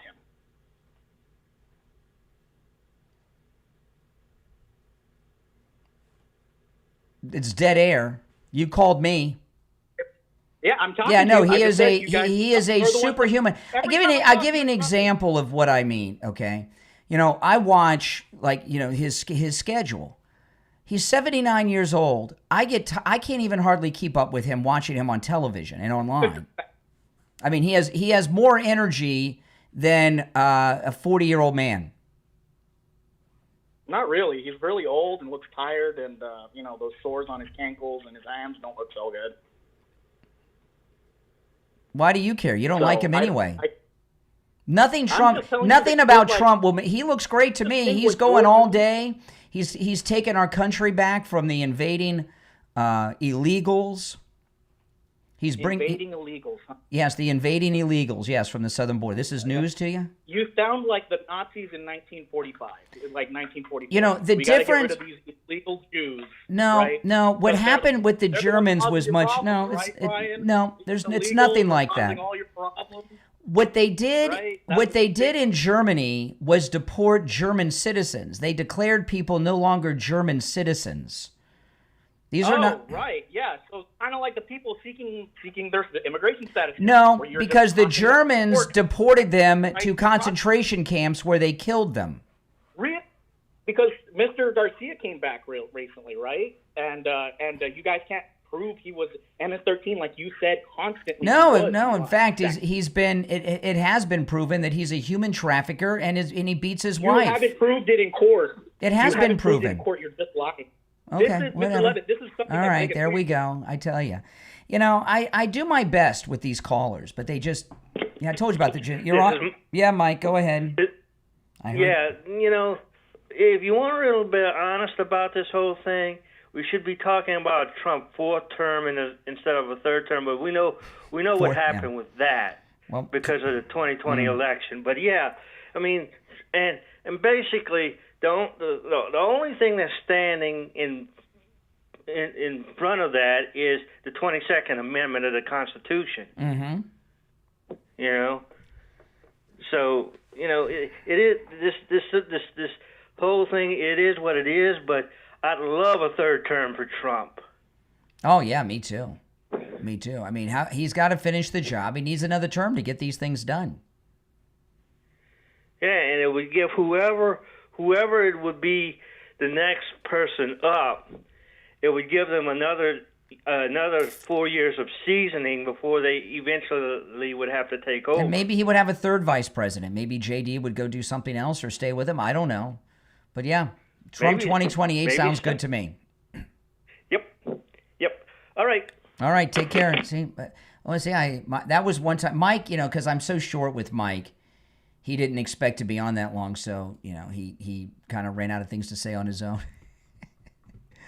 Oh, my goodness. Now, speaking of great things that President Trump has done, did you see this? The Pentagon and the Air Force have reversed the Biden decision. Ashley Babbitt is going to be given a full Air Force military funeral with honors by the Pete Hegseth Pentagon and the Trump administration. This is really...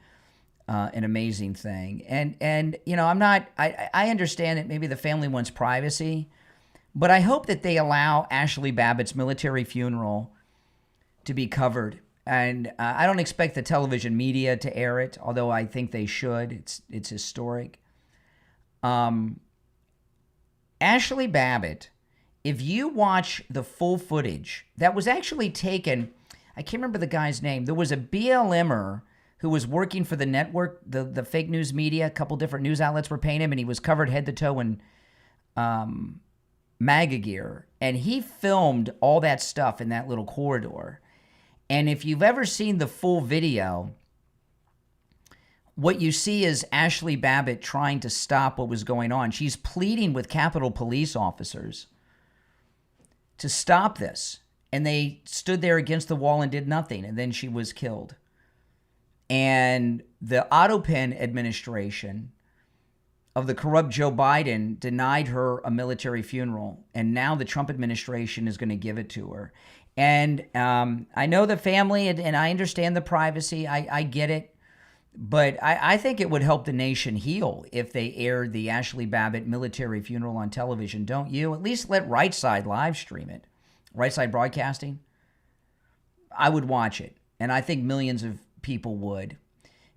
And no matter what your political affiliation is, if you watch the full video in that hallway in the last, 60 seconds to 5 minutes of Ashley's life, because I don't have the timestamp. So it was the last 5 minutes of her life, maybe less.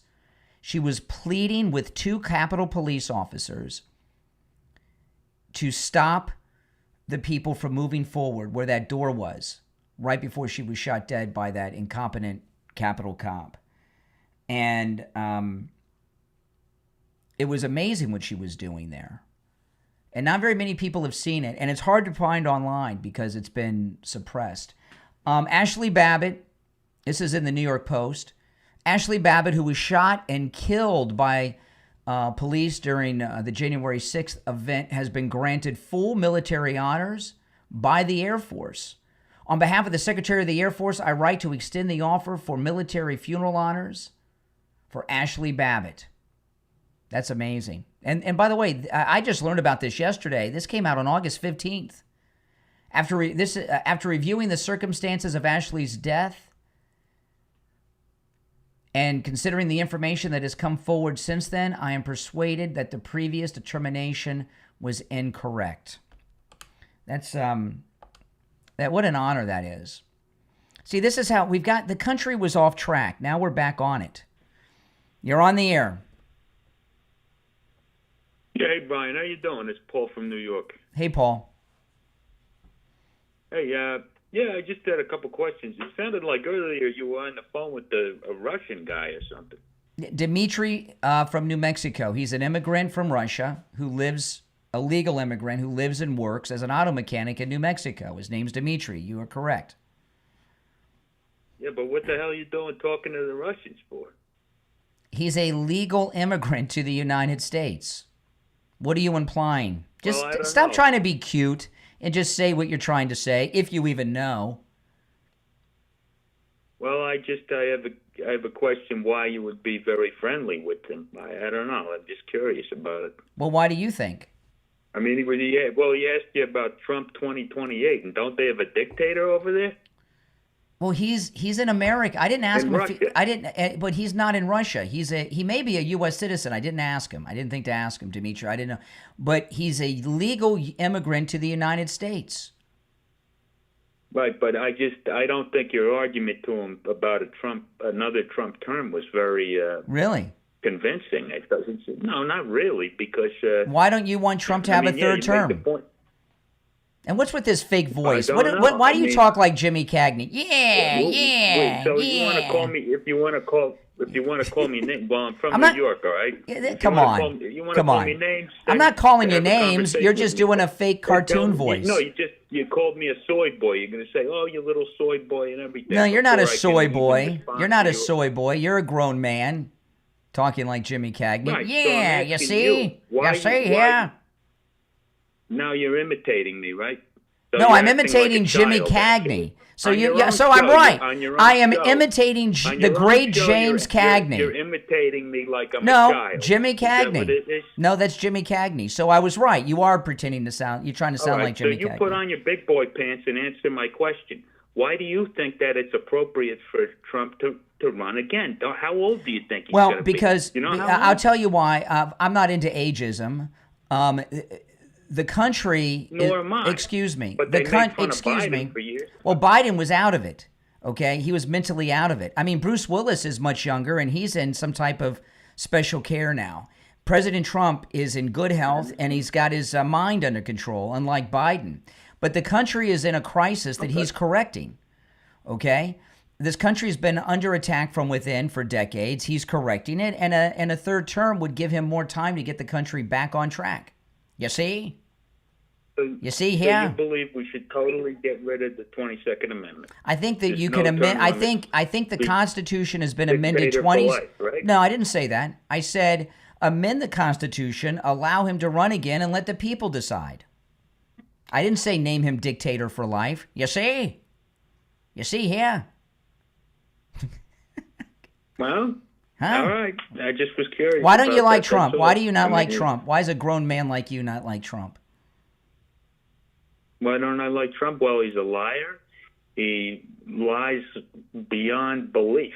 I mean, What's the most recent lie? What's What's the most recent lie he's told, like in the last week? The most recent lie? Where do we begin? Begin with the most recent we can one. go back, The most recent one, like in the last week. well, he lies about job figures, as one of your callers pointed out. He lies about that. No, he doesn't lie about job he figures. lied The about- the he person lied at the about- Labor Bureau was monkeying around with the statistics. And how they just is it that a guy updated them like and you, corrected Brian? them. The job creation it was that a guy- higher than projected. All right, first hour is down. We'll be back right after this.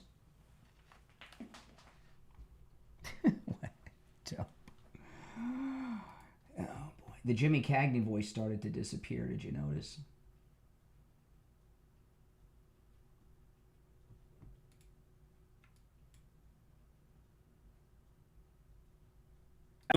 Well, this gets a little nuanced, and I teach a class, and I teach.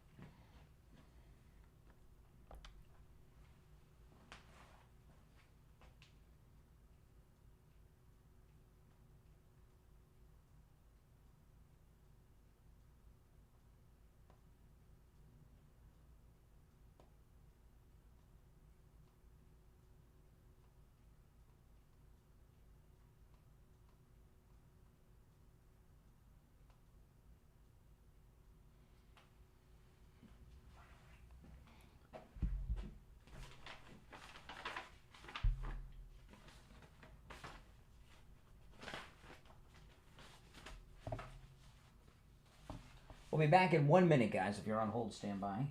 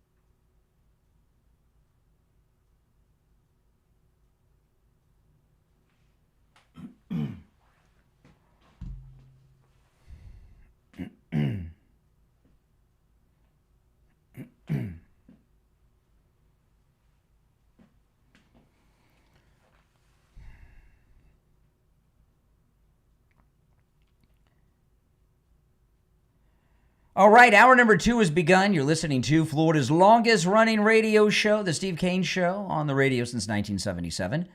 Celebrating 49 years on the radio. My name is Brian Craig, and it is open phones every Friday. You can call in about any and everything on your mind. The show prep is up to you and the audience on Friday's show. I'll sprinkle in the stories I've picked up as the show goes on. But you don't even have to comment on those. We call it Open MAGA Mike Friday. Our number toll-free, 1-888-465-2631. You're on the air. What's your name? Where are you calling from? Hey, Brian. It's Ricochet the Trucker. How you doing, man? All right. Hey, I wanted to make a comment as a truck driver about this thing that the guy from Michigan called about with the crops and all of this BS with the farm workers, etc. I go out to these farms and I park my trucks in the fields while these farm workers are loading the trucks. I go to the warehouses and all of that stuff. Part of the reason that there is a little bit of a shortage, and I'll say it's a little bit, is a lot of those illegals have actually left and deported themselves. Okay, for one. But most of the time, these farms are not, their crops are deliberately not being purchased by the government so that they can create a false sense of a shortage. Because when I go to the food warehouses, they are packed floor to ceiling with the foods. So there's not a shortage because there's all of that. They're deliberately not distributing the food.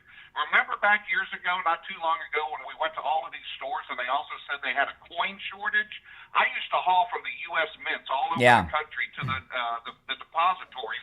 There was stacks of coins everywhere. They deliberately withheld them from being distributed so they could scare everybody in the country saying, oh, we have a coin shortage. It's a bunch of BS. And there's plenty of food out there, and there's plenty of workers. So that's somebody who's in the field, who sees it firsthand, and who does this for a living. All right, I hear you. Well, good to talk to you, Ricochet. We always get the truth from Ricochet. All right, let's go. You're on the air. What's your name? Where are you calling from? Good morning, Conservative Doug. Oh, hey, Doug. You know, I'm glad you're bringing this up. You know, hold on, Doug. Let me answer. My phones are ringing off the hook here on Open Mic. Okay, go ahead, Doug. You just got what? Okay. Just got my 28 hat yesterday. Awesome. So I think this is a great strategy. I think the more people get these hats, start wearing them. Doug, let me tell you. Let me tell you something. Wear your Trump 2028 hat all around town. These liberals, they hate. They freaks them out. I mean, out of all of my MAGA hats, I'm gonna have to order another Trump 2028 hat because I'm gonna wear this one out. Because I wear it everywhere all the time, and the liberals hate it. Hate it. Well, this is what I think is the more people start wearing it, Congress will start saying, you know, the American people really want this, and maybe they'll decide to figure out a way to fix it so he can. Well, yeah, and you're right. Appreciate the call, Doug. And you know, the reason we're talking about this today. There's a new poll out that Bannon dropped yesterday on the War Room. 53% of Republicans support Trump running in 2028. It's a new poll of likely Republican voters. You're on the air. What's your name? Where are you calling from? Hey, it's Miguel from Palm Springs. Okay. How you doing today? Okay. You're doing okay? Yeah, all right. Thanks for asking. You're on the air. What's your name? Where are you calling from? Hello, Brian. It's Steve from Boca. Hey, Steve. I'm glad to call you. I have two points, please. The first one is about President Trump, and the second one is about the school shooting. President Trump, the other day, and I'm curious to hear your reaction. I'm a huge President Trump supporter. Mm-hmm. You're the only one bigger than I am for President Trump. He said the other day that he's honored.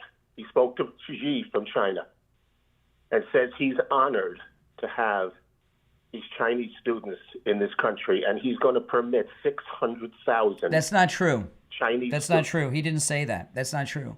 In fact, the White House released a statement yesterday. No, that is total fake news. I heard his voice. No. Did you hear his voice? No, it's total fake news. No, I did not. And the White House released a statement. He said he was honored. Let me explain to you. Okay, I didn't say that he was honored about the Chinese students. I mean, you know, he's not letting 600,000 students into the country. What they've done, the White House released a statement yesterday. It was reported on Fox News. And I'll pull it up and play it in a little bit, okay? Maybe after the break. I've got it on my X feed. I played it on my podcast yesterday afternoon, so I'm going to pull it up. What they've done is they've extended the visas for the Chinese students already in college. They've extended them for whatever the extension works. And there's 300,000 of them.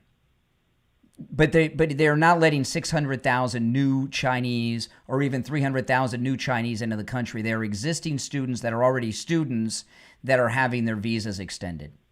It's a little different than what has been purported and reported. Well, okay, if that's the case, then I think they should go out of their way to explain what you just said. Well, they did. I'll pull up the story after I hang up on you. I'll play it, but I'm looking for it now as we're speaking. It was on Fox yesterday, but the problem is the media know how that upsets conservatives, so they're not going to report it. You know, I mean, they're just not. I'm gonna let you go, but I'm gonna turn on the radio. I'm gonna play the report when we after I hang up on you. This is Emily Campagno yesterday on Outnumbered on Fox. Telling Fox News, quote, President Trump is not proposing an increase in student visas for Chinese students. The $600K references 2 years worth of visas, which is simply a continuation of existing policy. Molly, okay. So there's 300,000 in the country already that have visas. They're extending those visas. So they doubled the number in the media. Oh, another year, that's 600,000. The way the story was presented is 600,000 new Chinese students were coming into the country, and Trump was excited to do this. No, these are students who already have visas. They're getting an extension on their visa. It's a little different. Well, it's a lot different, actually. You're on the air. What's your name? Where are you calling from? Hey, good morning. This is Rob from Florida. How you doing this morning? Okay. And thinking just about the Washington scenario. I heard as of yesterday, I guess, that, I don't know, probably misquoting. I know it's almost down half, all the carjacking. Over 80%. The crime's down over 80%. Crime is down over 80%. Yeah. The muggings have almost come to stop. And now they made it known that the National Guard also will be wearing their sidearms instead of just going out without it. Mm-hmm. But I hear a lot of the libtards, it's silence. You don't hear anybody complaining about it anymore. It's strange when it's working. Yeah. And that was another. Trump gave his word. Trump kept his word. Mm-hmm. In regard to the gentleman that kept saying Trump is lying. It's unbelievable. And age, I totally agree with you. This man has been tested with the cognitive, I can't pronounce it right now, the skills. Everything is spot on. Well, you know what? No President Trump has had a lifetime without he's never even sipped alcohol ever in his life because of the problems with his brother, right? His brother lived a life of leaving Las Vegas, right, and drank himself to death. And what I have learned with people as they grow older, the ones that have the cognitive problems typically are the drinkers, the druggies, and the smokers. And he's none of those things. And he's just, he's got more energy than I have. Hey, appreciate the call. Yeah, this was actually on the crime in D.C. This was Carolyn Levitt yesterday at the White House press briefing going over the crime stats in D.C. as of yesterday around time of the press conference. In other news, President Trump continues to deliver on his promise to restore law and order to our nation's capital. Since President Trump's intervention, there have been more than 1,283 arrests right here in the District of Columbia. Wow. Total crime in D.C. is down 19%, and violent crime is down 30%. Carjackings in the district are down 67%. Homicides are down 57%. Robberies are down 40%. Motor vehicle thefts are down 32%. And assaults with dangerous weapons are down 23%. And property crime is down 18%. These numbers prove the president's bold actions to make D.C. safe and beautiful again are working. Yeah, they do. That's amazing. If you're on hold, stand by. I want to talk about Jupiter Joe Thomas and annuities. You know, the way men and women think about things, I think, differently when it comes to finances oftentimes. And I know how I think of it, and I know my guy friends. What people and friends of mine that are retired or about to retire or thinking about retirement, You know, and even, you know, I'll tell you, I was just, you know, my mother's retired. And I was at my mom's house the other day talking to her about Governor DeSantis doing away with property tax, you know, and she's very excited about that. And what I find with people that are retired, they think about how much money they have coming in, how much their Social Security is, and if they have pensions and such, what that is, and what their monthly expenses are. That's how they figure it. And, you know, you with an annuity with Jupiter Joe Thomas, you have a guaranteed income stream for the rest of your life. It's like a second Social Security check. It's like a pension if you don't have a pension. If you have one, it's like another pension. In fact, a lot of pension plans are done through annuities. And that's a great thing, and you have it every month. And Jupiter Joe had told me, he says, everyone that receives Social Security knows exactly how much they get every month on it. They do. And with that annuity, you get that guaranteed income stream for the rest of your life. It's an amazing thing. And there's another thing that I was told about by Joe Thomas a couple of months ago, and this was amazing. There's one of the annuities. He gave me a list of different annuities. This is in what was referred to as an option 1 annuity. So if you call, it was the option 1 if you want to talk to Joe about this. This annuity includes an income doubler for unexpected health events. Now, most people that are married, if you got an annuity, it's in both spouses' names. So if one of you have one of these health events, that monthly income gets doubled, okay? And I'm here to tell you that sickness, that's when your plans all go to you know where, right? You know what your monthly expenses are, you know your monthly income, and then one of you gets sick and you got to get a wheelchair, you got to get some new doorways put in to fit a wheelchair, you got to get a motorized vehicle, you got to get maybe a new shower, a walk-in shower, something done. You know, the expenses start to build up when there's an illness. With this annuity, and there's annuities for so many different scenarios and situations and goals and everything. It's amazing. But this one here, this is an amazing thing. Ask him about the income doubler for unexpected health events. Give Joe Thomas a call. He is offering free consultations no matter where you're located. It can be in the office if you're local or on the phone if you're around America. 561-743-0999. 561-743-0999. That's 561-743-0999. And online, JupiterJoe.com. We'll be right back.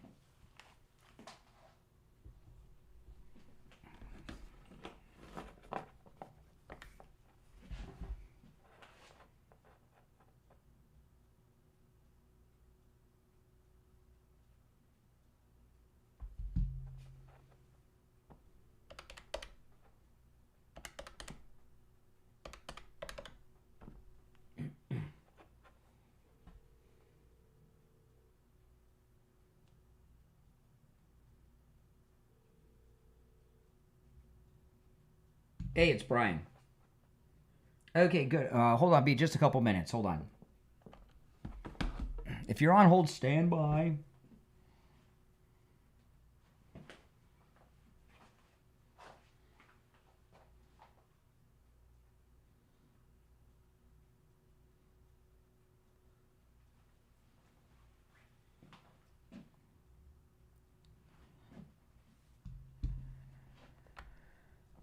Ian, you there? Yep. Yeah, we're not on the radio yet, but everybody can hear you on YouTube. So, cool. So yeah, I thought we'd do a little preview before we get back on the radio. But Ian's our travel agent from Cruise and Travel Depot. And the reason he's on is because Monday's Labor Day, and our 10th annual cruise is coming up in March, and there's some Labor Day. Are there some Labor Day specials going on right now? Yeah, there's some Labor Day sales on reduction of the cruise price and on cruise planner items like our, premium drinks upgrade and internet upgrade. Oh, cool. So people that are already booked, maybe they can call you and get some discounts on those things. But when new people book, they get a discount on the cruise fare and then on like the internet and drinks. And I always get the top drink package, always. And oh yeah, so then you can hit the martini bar all day. And a lot of people say, well, I don't drink. It also covers non-alcoholic drinks, and like you can get they have Evian in glass bottles, and I got to tell you, Evian tastes so much better in a glass bottle, and you could drink those all day, all night. You can drink gallons of Evian, and it's included in the drink package. Or it could be Coke or Pepsi or the non-alcoholic stuff, too, are covered with it. I think it even pays for itself in the Cafe Al Baccio in the coffee bar with the triple lattes that you and I are always drinking all day. Yeah, they have a coffee bar on the ship that is it's like a Starbucks, but it's called Al Baccio, and they have all and that's included with the drink package and everything else. So so if you've not already made a reservation, we're gonna be back in about let me check the time. Hold on. We're going to be back in about a minute. We got a little over a minute. We'll be on the radio. We'll get into some more detail about where we're going. But this is our 10th cruise, and we have more people that are single than we've ever had before, I think, on one cruise. Right, Ian? Yeah, that's correct. We've got a lot of new people. I mean, people who have been calling me every year for 10 years are finally coming, and they just broke down and came. The price is amazing. Yeah, the price is amazing. We're going on the Celebrity Beyond. Okay, we got a minute. We'll be back, and we'll talk about the destinations and the specials. But if you've never joined us on one of our cruises, we have people from all over America coming in, and from a lot of blue places. We got a whole group of people from San Francisco and other parts of California, Colorado, all over America. People come on our cruise, and we're doing things that we've never done before on this one, in particular on board the ship on our sea days. So those of you that have been before, you're going to have a much more exciting experience because we're trying a lot of new things out we've never done. I'm very, very excited about. All right, we've got 30 seconds, so stand by.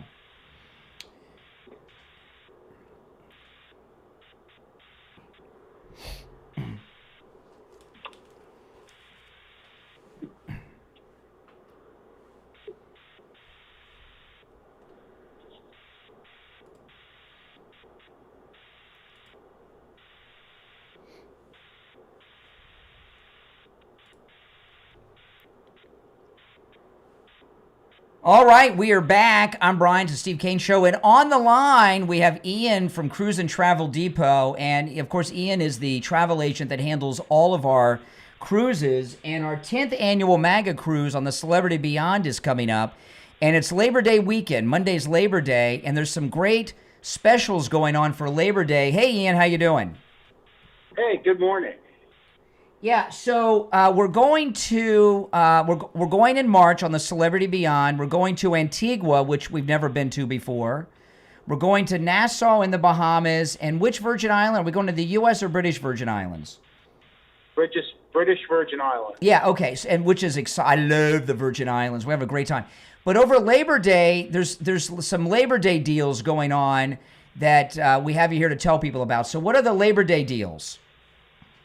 So they're doing all kinds of specials depending on cabin type for Labor Day, and those work those combine with our group rates, which I'm running kind of low on actually right now. Mm-hmm. We originally blocked 50, and I've had to go back to them for more, but we're running low on those. But the deals are incredible. Yeah, so there's great. If you're traveling with us, you're paying less than anyone else on board the ship. We have a few of our group rates left. And that's 2019 pricing. And when you call Ian, he'll give you the exact price. The price varies on a lot of factors. When you call, the kind of cabin you get, and everything else. Ian will give you the price right over the phone. Everything's included.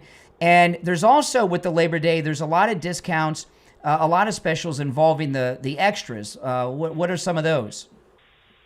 So some of the extras involved are the premium drink upgrade, the Starlink internet upgrade, which, I personally take, because then you can upload pictures and, share certain things. It's a really, really solid internet connection. Yeah, I was live streaming on YouTube on the last cruise.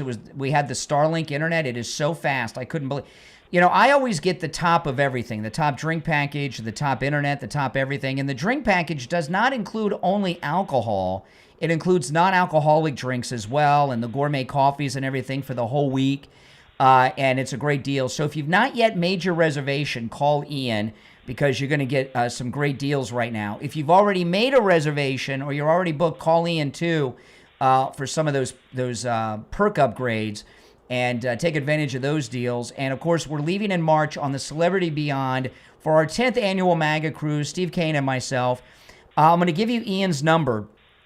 If you get his voicemail, leave your name and your phone number, and he'll call you back. 561-244-5779. 561-244-5779. All right, Ian, we'll talk soon. Have a great weekend. All right, take care. All right, I'm excited for this cruise, our 10th. I can't believe this is our 10th year of doing this. It's amazing to me. You're on the air. What's your name? Where are you calling from? Yes, sir. Good morning. Happy Friday. Chris from Pompano Beach. Oh, hey, Chris. I just wanted to mention a couple of things real quick. One, of course, I'll start with Ashley Babbitt. I mean, I like that. I'm glad she's, being respected and recognized, because that was horrible. Yeah. She just unfortunately fell into the hands of the Democrats who did not want that procedure to go through that night. And, they instigated, and they had the little hired-on protesters and everybody else to stop that procedure from stopping them from stealing the election. And they're to blame for all of that. And they used her to justify their little desperation. Well, you had an unqualified panic cop, and Ashley Babbitt was trying to get things stopped in that hallway. And she was denied the military honors at a funeral, and she's deserving of it. At 100%. I mean, she was hands-on. She saw the craziness there, and it wasn't necessary. And of course, if you remember, the Democrats, they were saying everything from "we're never going to concede" and all this. They knew they couldn't win that election. Well, it's not. This is the thing. What happened? What they were trying to do, the Democrats, in the long term, was declare the MAGA movement a domestic hate group and outlaw it. And they used Ashley Babbitt to try to forward that. That's why they kept those people in the gulag so long in D.C. And if Kamala would have been elected, this Trump 2028 hat I'm wearing would probably be illegal. Yeah, and it's amazing. And speaking of that, because I did want to touch base on that too, President Trump, and of course the energy he has is amazing. You're like the hardest working person I know in this business, and he runs circles around you. I can't keep up with just watching him with his daily schedule. I don't know how he does it. Exactly. It's amazing. And but you know what? My misunderstanding of the whole thing is as far as presidential elections, I thought that you just couldn't do more than 2 consecutive terms. I thought if you did 2 terms and then you sat out 4 years and then you could, but I guess they just don't want you to serve more than 2 terms, period. But again, it was amended for that, and it can be re-amended. But my interpretation back then in school was that you couldn't do more than 2 consecutive terms. But no, it's 2 terms, period, and unless we change the law. And when the latest, the reason we're talking about this, there's a new poll out that Steve Bannon dropped yesterday. 53% of likely Republican voters want Trump as the nominee and to run in 2028. So we've got a mandate for Trump 2028 to be a reality. We just need the Congress to act, and I can see that. All right, Chris, appreciate the call. You're on the air. What's your name? Where are you calling from? Hi, my name is Alan. I'm from Springfield, Illinois. Yep. Brian, here we go. On the Ashley Babbitt incident, I agree with you and your callers that they have used that and January 6th in general to smear MAGA people, when most of the MAGA people, 99% of the MAGA people didn't even hang around the Capitol while most of that stuff was going on. They were at Trump's speech a mile away. But I'd like to address the Ashley Babbitt incident specifically. Yeah. There's a guy who makes documentary videos. The name is Wooz, W-O-O-Z News. Have you ever heard of that? No. He's made 2 documentaries on J6. One of them is in general, the lead up to what happened, all the stuff. And the other one, the first one was on the Ashley Babbitt incident specifically. He got 6 cameras from that incident. One of them was the John Sullivan guy who was there. Yeah, that's John Sullivan. That's the name. That's the Black Lives Matter guy in MAGA gear that was working for the fake news media, and he took a lot of the footage. Yep. Okay, Brian. This guy has 6 cameras of different people who were there to get different angles. I implore you to please look that video up. You can find it on I've the seen internet. all those videos. I've seen all those No, videos. I want you to watch this one in specific. Okay. In specific. All right. I'll look it up. What I remember. Hold on a second. Come on, guy. What I remember about those videos is not only was Ashley Babbitt trying to get the Capitol Police to stop people from advancing down that hallway, she was pleading with them to do it, and they basically laughed at her. Those Capitol cops. It's really, and there was just moments before she was murdered. It's really a sad thing. Listen, I got to run. I'll look that up. You're listening to the Steve Kane Show, Florida's longest running radio show. If you're on hold, hang in there. It is open phones on Friday, open Manga Mike Friday. Our number, 888-465-2631, 888-465-2631. It's the Steve Kane Show. I'm Brian Craig, back after this.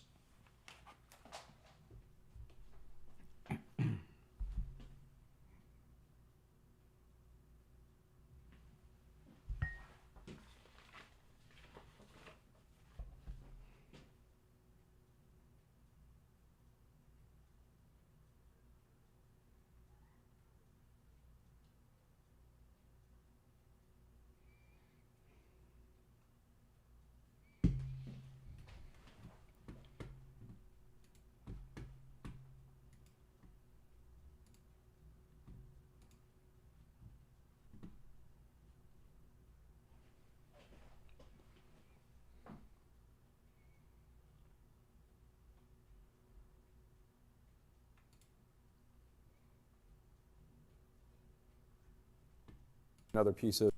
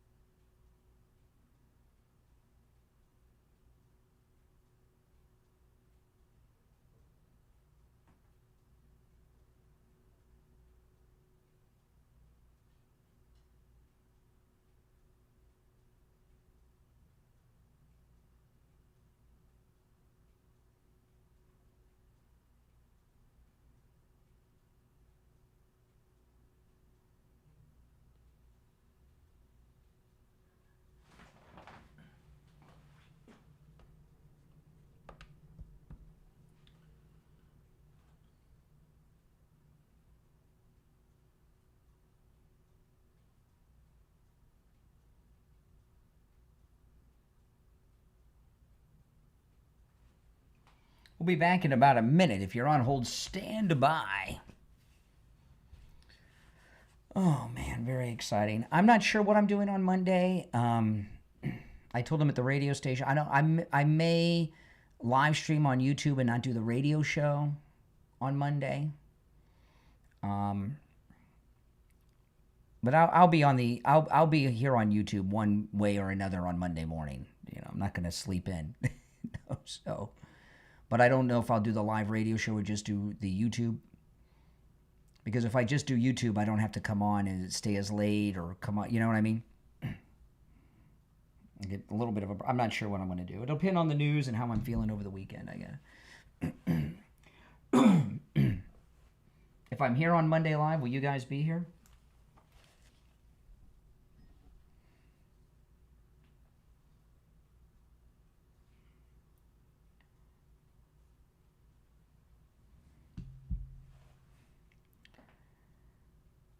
Welcome back, everyone. I'm Brian Craig. This is where MAGA comes to talk. You're listening to The Steve Kane Show, Florida's longest running radio show on this Open MAGA Mic Friday. I'll take another couple calls before I bring up some new stuff. Remember, on Friday's show, it's the one day a week where you guys can call in about any and everything on your mind, not just what I bring up. And I will say, I started the show today by saying I'm going to take all the breaks on time. I've been pretty close to that. So all week long, I haven't taken a single break on time. It messes up everything. And I've been on time today. And the reason I run late usually is I'm talking to a caller and I go way past the break time. And so when I'm up against a break, if I'm short with you, I got to be on time on the breaks. You're on the air. What's your name? Where are you calling from? Hey, Brian, Ray of Sunrise. Oh, hey, Ray. How you been? How you doing? Hi. As you know, Brian, wait, let me get this radio turned down. As you know, I'm 91 years old. Yes. Donald Trump is in better shape than me. Well, he's a lot younger. I'm in great shape. Brian, 91. I play golf twice a week. I lead the group. As a matter of fact, I organize everything, all this other kinds of. I lead Bible study. I do all the preparation for that. Yeah. We at the church once a week. I do daily crossword puzzles. I do the jumbles. I watch Wheel of Fortune and Jeopardy. On Wheel of Fortune, I would say 80 to 90% of the time I get the answers before the contestants. Wow. 80 to 90%. That's like a cognitive test right there. Yeah. Well, you know, Ray, I'll drive. tell you, this is the thing, okay? The older someone is, and if they've got their wits about them, unlike Biden, the wiser they are. I mean, you don't realize that when you're a young person, but when you grow older, with age comes wisdom, and it's not the number, it's what condition you're in physically and mentally. Absolutely. And like Trump, I don't smoke. I don't take drugs. He doesn't drink at all, but I have a glass of wine at night. I have a beer after golf, stuff like that. But, you have to keep yourself in good shape. You have to be physically active. You have to be mentally active. And if you do those things, you can live forever. You have more experience because of your age at this than I do. But if you look at your friends from your life, the ones that are still alive or lived into their 80s are the ones that didn't have the vices, smoking, drugs, and didn't abuse alcohol, right? I mean, the smokers die mostly in their 60s, from my experience. Yep. Absolutely. But you see, this thing about age, people are living to be longer, older, and they are paying attention. Those that pay attention, and don't take. It's not only drugs. It's all the doctors, the pill pushers, giving you all these chemicals and crazy things that they give you.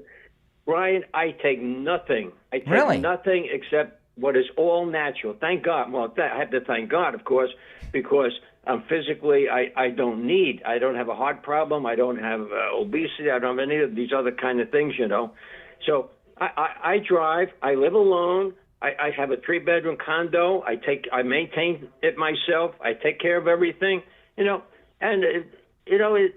you have to take care of yourself. That's point number one. But I'm not just touting myself or Donald Trump. A lot of people are living it over 100 or more, and they have their senses. You see them on TV all the time. I saw Bill Maher interviewed Barbara Eden a couple days ago from I Dream of Jeannie, and she's in her 90s. And by the way, she still looks good, okay? But she people think everyone who's a senior is like Joe Biden. She's like you. But see, you have to keep yourself in practice. Now, I used to be able to speak a couple of languages and so on, and I've studied, I was a teacher and all that kind of stuff. But, I practice the Lord's Prayer in Latin, in Spanish, in German, in Dutch. I can count in all of those languages. English, Latin, German, Dutch, Spanish, even Italian. Yeah. Like I said, 1, 2, 3, 4, 5, 6, 7, 8, 9, 10, 1, 2, 3. Oh my! I can do all this, but you practice it, and you have to keep your mind alert. Yeah. Well, you can tell with I was talking about this to a caller earlier. President Trump is not a mortal man, and what I mean by that is it's not just the schedule that he keeps up with, because I watch him and I'm tired just watching him. But, you know, I've known a lot of millionaires in my life. I know millionaires now. I don't personally know any billionaires. To go from being a millionaire to a billionaire is, unless you've got the way Trump did it, he didn't get lucky and start some tech thing. It was like hard blue collar like work. He's not a normal person. He's above average in every area. He has something that you have also, a memory. Yeah. The way you see him at those cabinet meetings. You see him in every press. I mean, the press conferences go on for hours and hours. He has no notes, and he has these not only just general facts. He has statistics right on the top of his head. He can go off on anything, any country, any leader. You know, I was watching the cabinet meeting the other day, which went on for about 3 hours, and on President Trump's right was Marco Rubio, and on his left was Hegseth. They were falling asleep, especially Marco Rubio. Marco Rubio, I thought he went to sleep for a minute. You saw that? Didn't it look like he fell asleep? And Marco Rubio's my age. We're the same age, and he can't keep up with the president. Nobody can keep up with him. Nobody. The man is, as you say, he's like immortal and incorruptible, as St. Paul said, that we're going to be in heaven someday. I mean, another thing that is going to sustain him and keep him going with the shot that he took in Butler, and that is his religious faith. Yep. He never used to wear it on his sleeve, and he seldom used to say much about it. But now he continually references the Lord and thanks God and references prayer. I mean, this is like unbelievable. And I like what you said yesterday about the atheists. You know. Oh yeah. We have evil people in this country running the country, and we have. Not now. I'm talking about, the Democrats and these libs and the sick people. They are evil. You have to understand, it's not political differences. It's not constitutional versus, some loose interpretation, things like this. The problem is these people are evil. Yep. And they are atheists. Yep. Those two things go together. Mm-hmm. They do not believe in God. They do not believe in prayer. You heard what the governor said yesterday. But Ray, there's been a change here. The left have always been that way, but they've pretended to be the opposite. And now they're like out of the closet with their atheism, which is new. Yes. That's new. It's the cornered rats. Remember, the Democrat Party, what does it end with? Democrat. That's correct. That's right. That's right. Democrats. And remember when I call Republicans who are not really Republicans, I don't call them rhinos, I call them rats. Right. Republican anti-Trumpsters. Yes. And that. Well, anyway. Well, Ray, it's good to hear from you. It's good to hear from you. Take care, Ray. Absolutely. Ray goes on all our cruises, and Ray, when you go on our cruises, a lot of you have my cell phone number. Ray will text me. He'll correct my grammar and things sometimes, or pronunciations, which is fine. I don't mind. He's a retired New York City school teacher. He's very conservative, and we always have a good time hanging out on the cruises with our group. But at his age, he goes on all of our shore excursions, no matter how intense they are. I remember one time we were walking through the jungles of Mexico, going to those pyramids, and I looked behind me. I was shocked that Ray was behind me, as we're going through the jungles. Everything he said, I agree with, and that's why the country needs another term of Trump. We were going in such a bad way that people who are younger don't understand because they don't know another way. But we were about to lose not just our country, but Western civilization was about to be wiped off the face of the earth, and it's been saved because of our great president. I want to talk about Coastal Weight Loss Secret. I've been talking a lot this week about how with Coastal Weight Loss Secret, which I must highlight, I did not starve myself, never went hungry, and I ate foods I would normally eat. I didn't eat strange foods or anything, foods I would normally eat. I did no exercise. No exercise. No shots or injections or medications or pills or anything. It's all natural, Coastal Weight Loss Secret. And I lost all this weight. And I feel great. And I look great too. And what I was talking about this week, and this just really blew my mind, is I wanted to lose the weight in my face, okay? Because I gained weight and I saw it in my face. We did our appearance on Inauguration Day at Wings Plus, and I took a lot of pictures with all of you. And I would ask that you could please delete those off your phones and come do another appearance. Go on the cruise, take new pictures with me. And I saw how I looked on Inauguration Day at Wings Plus, and I was embarrassed. That right before I went to Wings Plus, I met with them for the first time at Coastal Weight Loss Secret and talked with Dr. Zuckerman. And I went from Coastal Weight Loss Secret and Dr. Zuckerman to Wings Plus. And I saw those pictures you guys were posting to social media, and I was embarrassed. And I want to take new pictures with all of you, okay? But I lost the weight in all the places I wanted to. My face and neck, my stomach is flat, and I've lost many inches off my waist. Those were the places I wanted to lose it, and I did, and it's great. And now I'm in the maintaining phase. I have not gained back a single ounce because there weren't no medications and no lifestyle changes, you know. And so maintaining the weight I lost has been a breeze. Give them a call, 561-247-6300, 561-247-6300, 561-247-6300, and online, coastalweightloss.secret.com. Call us on hold, stand by. Back after this.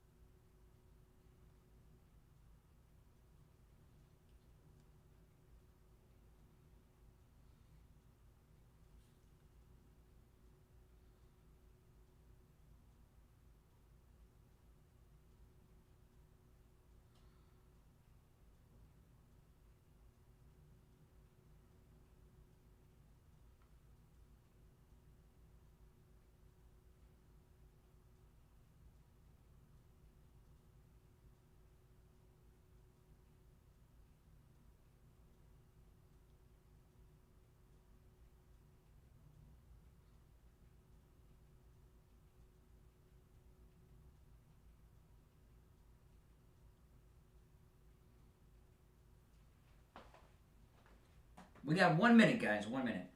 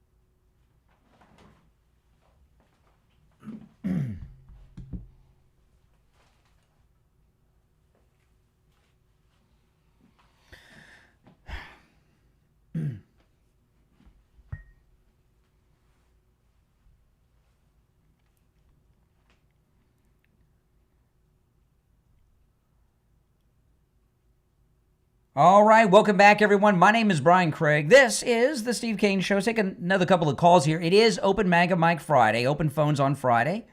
Show prep is up to you and the audience. You're on the air. What's your name? Where are you calling from? Good morning, Brian. Barbara in Baltimore. Hey, Barbara. And what a good show. I want to say hello to Ray. I am the product of public school education in New York, PS 113 in Queens, and junior high school 59, Washington Irving High School. And it was just great listening to him because my great-grandmother lived to be 106 years old. And it's strange. I would have never believed it. She was really that old until I saw it in Ancestry. I was looking at my grandfather, and I found it with him. I found her. Yeah. And she was born in 1849. But in any event, President Trump, I don't think he's going to run. I think a lot of course, I would love to see him do that. But I look at the way he has chosen his cabinet and the warriors that he surrounded himself with. It's like he has chosen, and I noticed what he said in the press conference the other day, cabinet meeting, to Marco, you should never run for, he said, you were made for this job. And he really is. I mean, Yeah. Marco Rubio does have 4 jobs. Oh, yeah. And I think he has a warrior team that will survive him. I think that's why he works the way he does. His approach to life now, after being shot in Butler, and I'm telling you, it's my every day counts and make the most of every day. Yeah. And he has such a big job to do. And you know one Such a thing big job, thing I noticed in the second term, he's much more at peace. Oh yeah. Mentally. Absolutely. Because he recognizes God's hand in his life. That's why. He can be at peace because his steps are ordered and he knows that. Well, you know, So while all he has I've to do not is been forge forward. You know, listen, when you have I'm not going to go through what happened to me, but because I'm not. But when you have a near-death experience, I had one once. I was pretty close. It was a bad situation. When you get very close to death and you survive it, you kind of lose your fear of it, and you have and you things happen, which I'm not going to get into right now because I don't want to. You accept it as that, but for him, it's his you job know right you now. know that the afterlife is real, and Trump knows because there was divine intervention in that moment that saved him and our country, and he's just It different saved the since country. then. And that's. I don't think he's going to run again, though. I think it's he has a permanent place in Democrats' mind, and I'm glad that this has come out about it. But hey, Did you, by the way, I don't Barbara? think he's going to do it again. Did you see your governor, the governor of Maryland, that Democrat jerk Wes Moore, got his clock cleaned What by a fool! Will? What a fool to pick a fight with Trump. No. I'm gonna after. I'm glad you called because it reminded me to play this. I wanted to play it earlier and forgot. But after your call, your governor, this Democrat dope, Wes Moore, was on Fox yesterday with Will Kane, and Will Kane Again? just cleaned his clock, and I'm going to share it with the audience. I had not seen this before about the Bronze Star. Oh my goodness! Wow. What Wes Moore? Oh my! This guy is He's finished. Oh, he's done. He was doing this stolen valor that he had gotten a Bronze Star, and he didn't. And the Democrats thought Wes Moore was going to be like their next Obama or something. So what they did a couple years back, even though he's been out of the service for like over a decade, and they gave him a Bronze Star in civilian life, which I've never seen happen to a living person like that, so that he wouldn't be lying anymore. Oh my! Yeah. Is that what they did? That's exactly what they did. God. Yeah, I want to. What happened was I want to play the exchange with Will Kane, but I think it was Millie. Yeah, but let me pull this up because this was crazy. So he had been going around saying he had the Bronze Star, which he did not. Listen to this. This is from last year, Associated Press. Maryland Governor Wes Moore received a Bronze Star for his deployment in Afghanistan 18 years ago. after a controversy arose when a newspaper reported that he had said he had received it in 2006. So he said he had gotten this Bronze Star 18 years in the past. He didn't, and the Democrats, so that he wouldn't be damaged politically, gave it to him 18 years later, like a decade after he left us. I've never seen that before.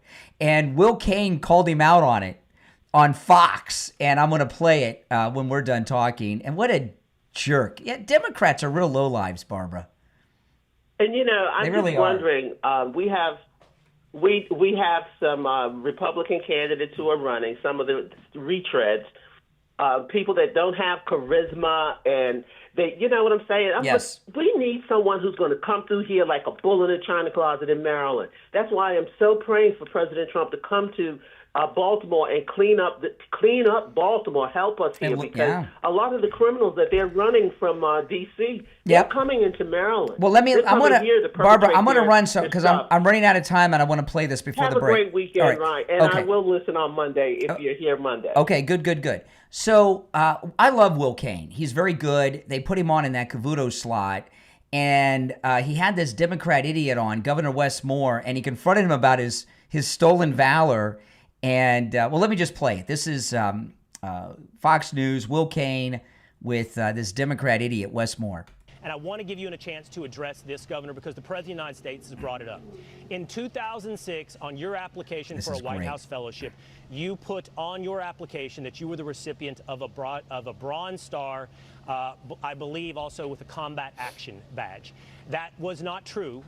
You have apologized and said it was an honest mistake. Here's what President Trump said. Did Wes Moore, the governor of Maryland, lie about getting his Bronze Star? The question, Governor, is why did you let it go on, even if it was a mistake, for years and years and years as you were celebrated as having a Bronze Star? I'm very proud of my service to this country. And I think, and I'm not sure if you've served, Will, but I think as anyone who has served in this country, if you look at what we were able to do overseas and the fact that I was recognized by the United States Army with both the Bronze Star and the Combat Action Badge, I think I'm not only proud of the service that I've done to this country and the fact that I was willing to put my life on the line, wear the uniform of this country overseas and lead soldiers, but I also know that the soldiers that I serve with are also proud. And also I know that most soldiers and most veterans know the ridiculousness of this line. And especially when they know that as someone who's actually led soldiers in combat, and someone who's actually led led people overseas, and to know the United States Army actually recognized me with these. Listen to Will Kane come back. It does matter. Okay, Governor, first of all, I appreciate your service. I appreciate your service in combat. It's not something that I did, and I recognize and honor your service for this country, and I mean that sincerely. But this is important because it's not ridiculous. And I appreciate that. It's important to know that you also are telling the truth. And you did get the Bronze Star, but you got the Bronze Star 2 years ago. And 2 years ago, you got the medal, you got a citation, you got a ceremony, but you claimed it in 2006 when you didn't have any of those things. So you would know if you got the Bronze Star. The question is, why did you claim it for so long before you got it? And by the way, the Pentagon has responded to this. I want to read you a statement from DOD. They have something to say about this as well. This is crazy. The Pentagon said in 2006, Wes Moore listed a Bronze Star on his resume he didn't have until 2 decades later. Wes Moore is a perfect example of a politician who inflates his resume and hopes no one notices. Yep. Your response, Governor. This was great. Myers Bronson, I'm very proud of my service, and I'm thankful that the United Shameless States jerk, military isn't he? recognized my service in Afghanistan with both the Bronze Star and the Combat Action Badge. I'm thankful for the service that I did overseas. I'm thankful for the soldiers that I led with. I'm thankful for all of our veterans who understand the sacrifice that we were able to make, and I'm grateful for the opportunity now to be able to continue to do good work on behalf of the people of the state of Maryland. Yeah. Well, I don't think many people question your service, Governor, and I appreciate your service, and I respect and honor that service as well. The question is whether or not you're telling the truth as a politician. Yeah, and you're not. I mean, it's crazy. See, they were grooming him to be president, a presidential candidate. You understand that? So 2 years ago, they gave him the Bronze Star so he wouldn't be doing a stolen valor thing from 20 years ago. I mean, come on. Have you ever seen I've never seen them do that for a stolen valor person. That is stolen valor, and it's pretty bad stolen valor. And this guy he's Wes Moore's psychotic. I mean, he can't even, he's not even embarrassed. A normal person would never put themselves in a situation to have to explain that again, and it doesn't even faze him. In his world, it's okay. You know, all this talk of white privilege, you know, it's really, there's black and brown privilege in this country. This is an example of it with Wes Moore. All right, 2 hours down, 1 to go. If you're on hold, stand by. You're listening to Florida's longest-running radio show, The Steve Kane Show, on the radio since 1977, celebrating 49 years on the radio. Steve will be joining us after the top. It is Open Manga Mic Friday, open phones. Anything and everything on your mind is fair game on Friday's show. Our number is toll-free, 1-888-465-2631, 888-465-2631. We'll come back with your calls. There's more to talk about. Steve will be joining us. My name is Brian Craig. This is Florida's longest-running radio show on the radio since 1977. We'll be right back. What a shameless jerk. I've never seen anyone that bad.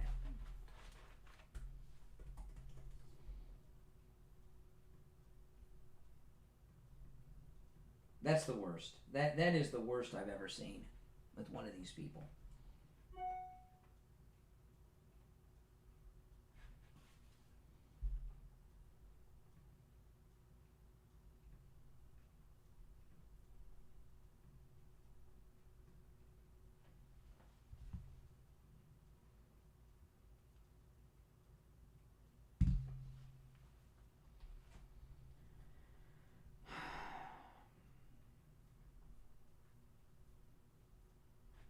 Okay.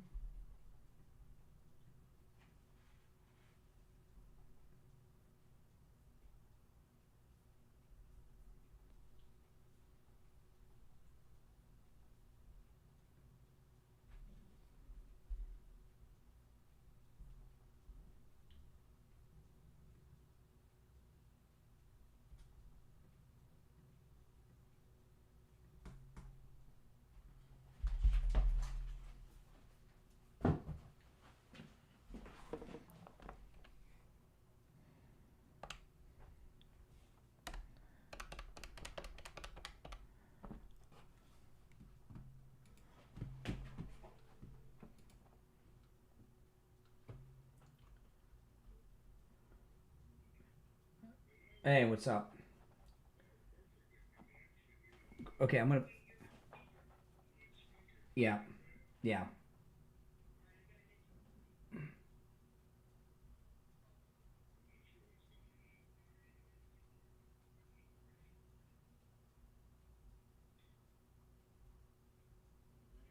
Yeah. No, you're on speaker.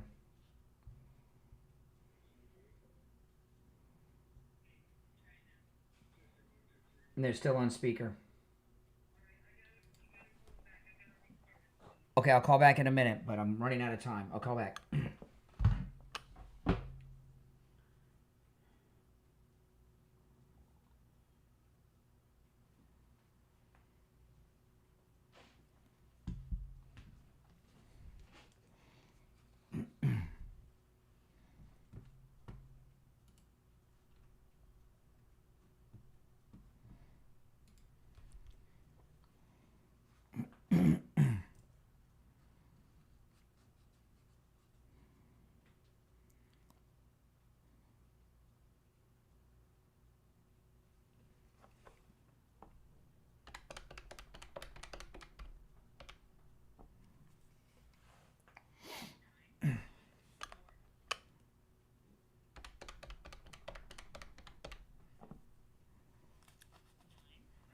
Goodness. Running out of time.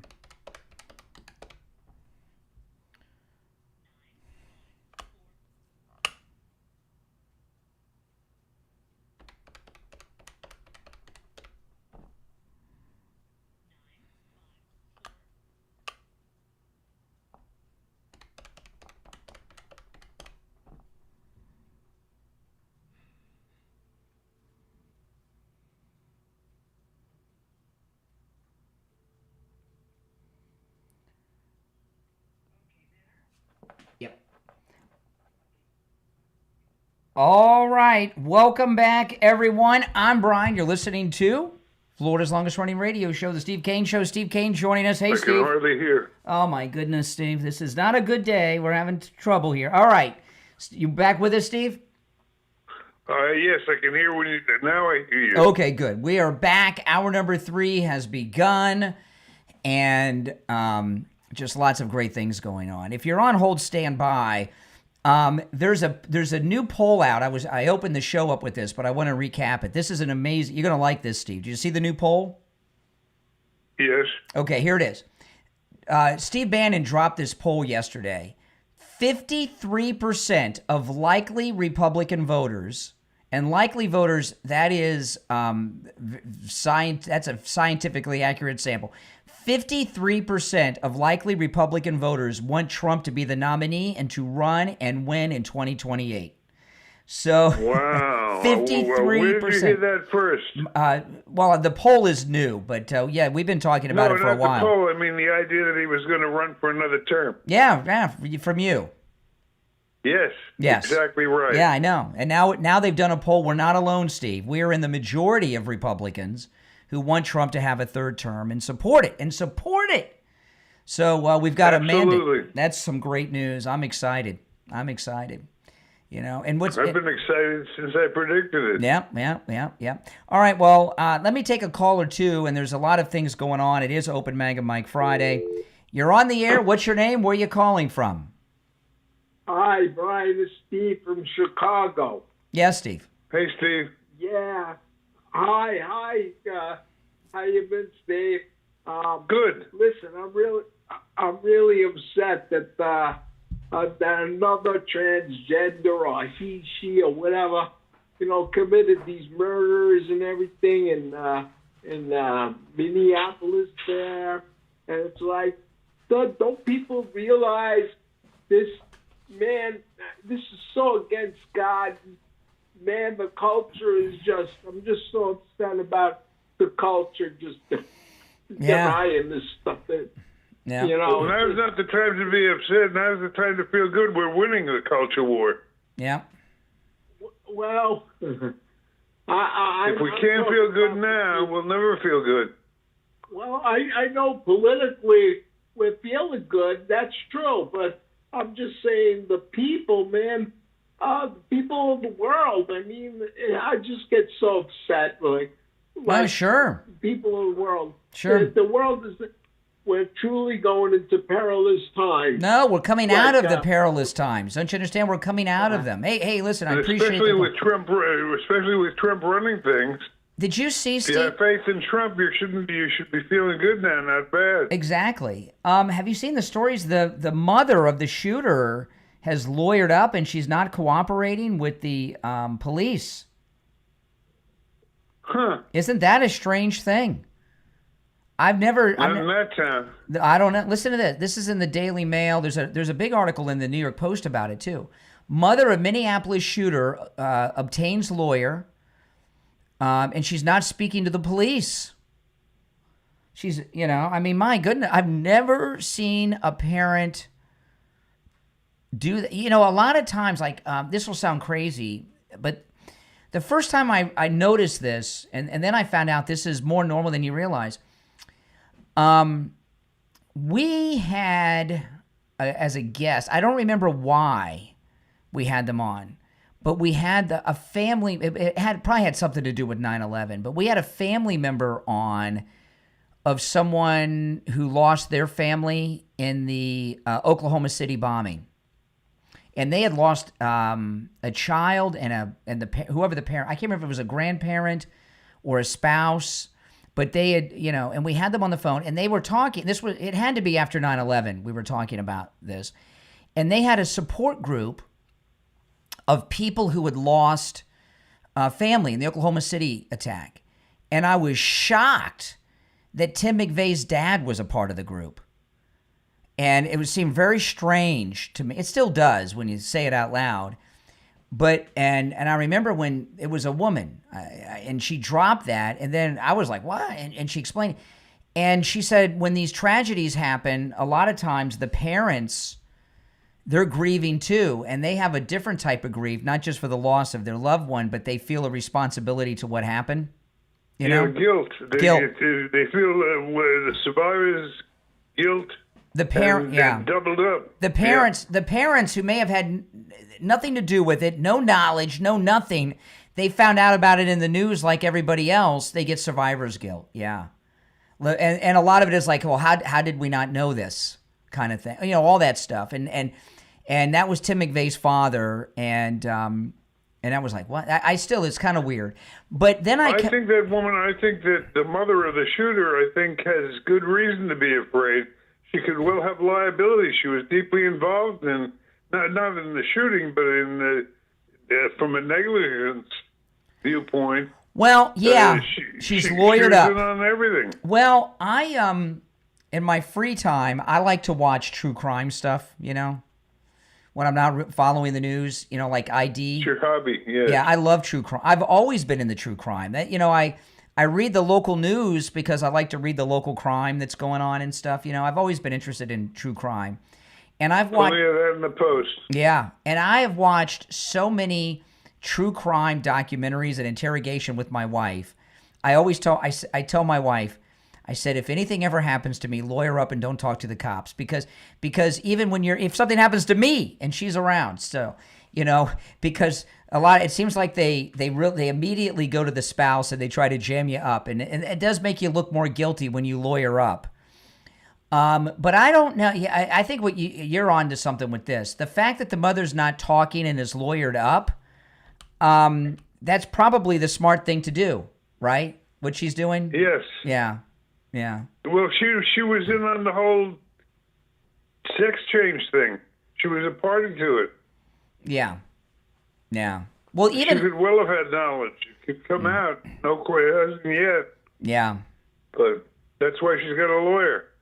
Well, you know, you've got a lot of kids that. So I only have one. So you've had every scenario of parenting. You've gone through a lot. Nothing like this, but it seems to me, you know, like when you see what happens with the parents, a lot of times these kids have mental issues.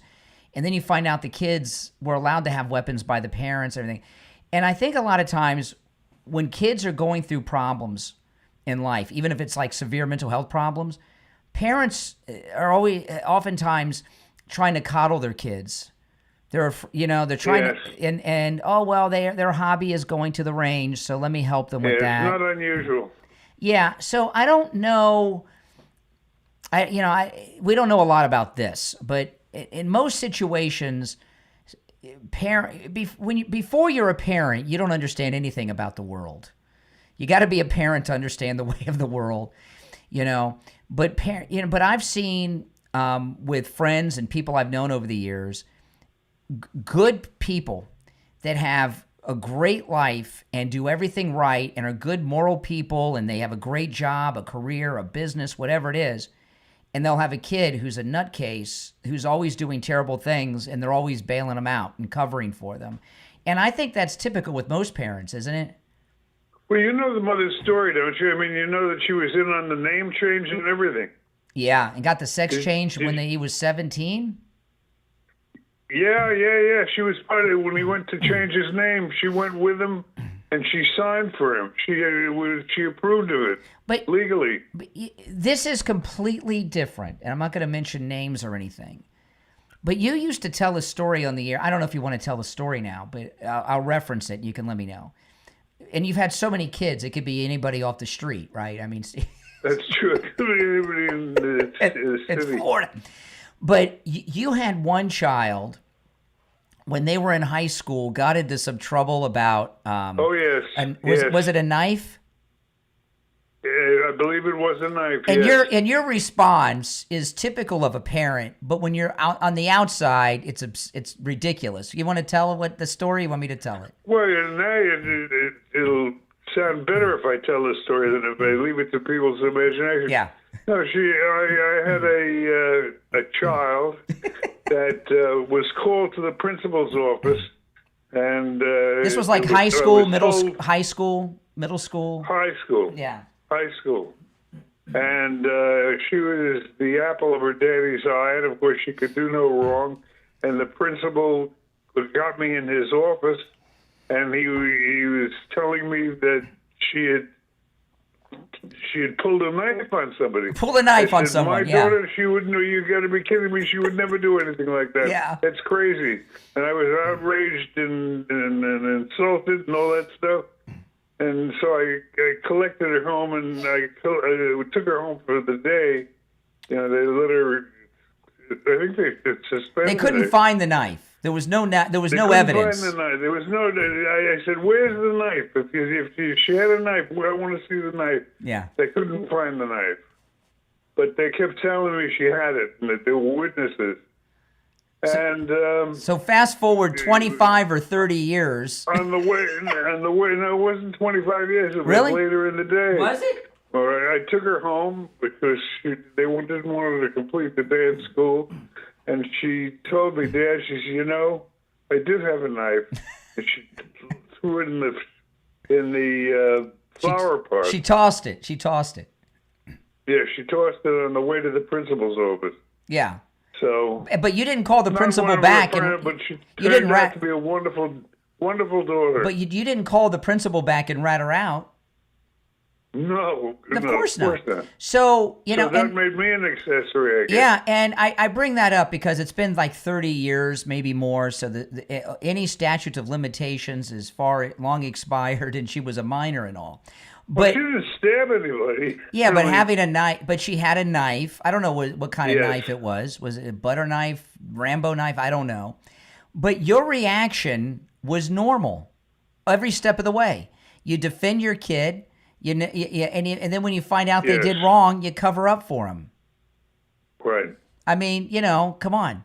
There was a movie with Liam Neeson and Meryl Streep where their kid killed somebody and they covered it up. That is, I'm not defending anybody. I'm just telling you, it is the natural instinct of a parent, right or wrong, to cover for their kids, to coddle their children.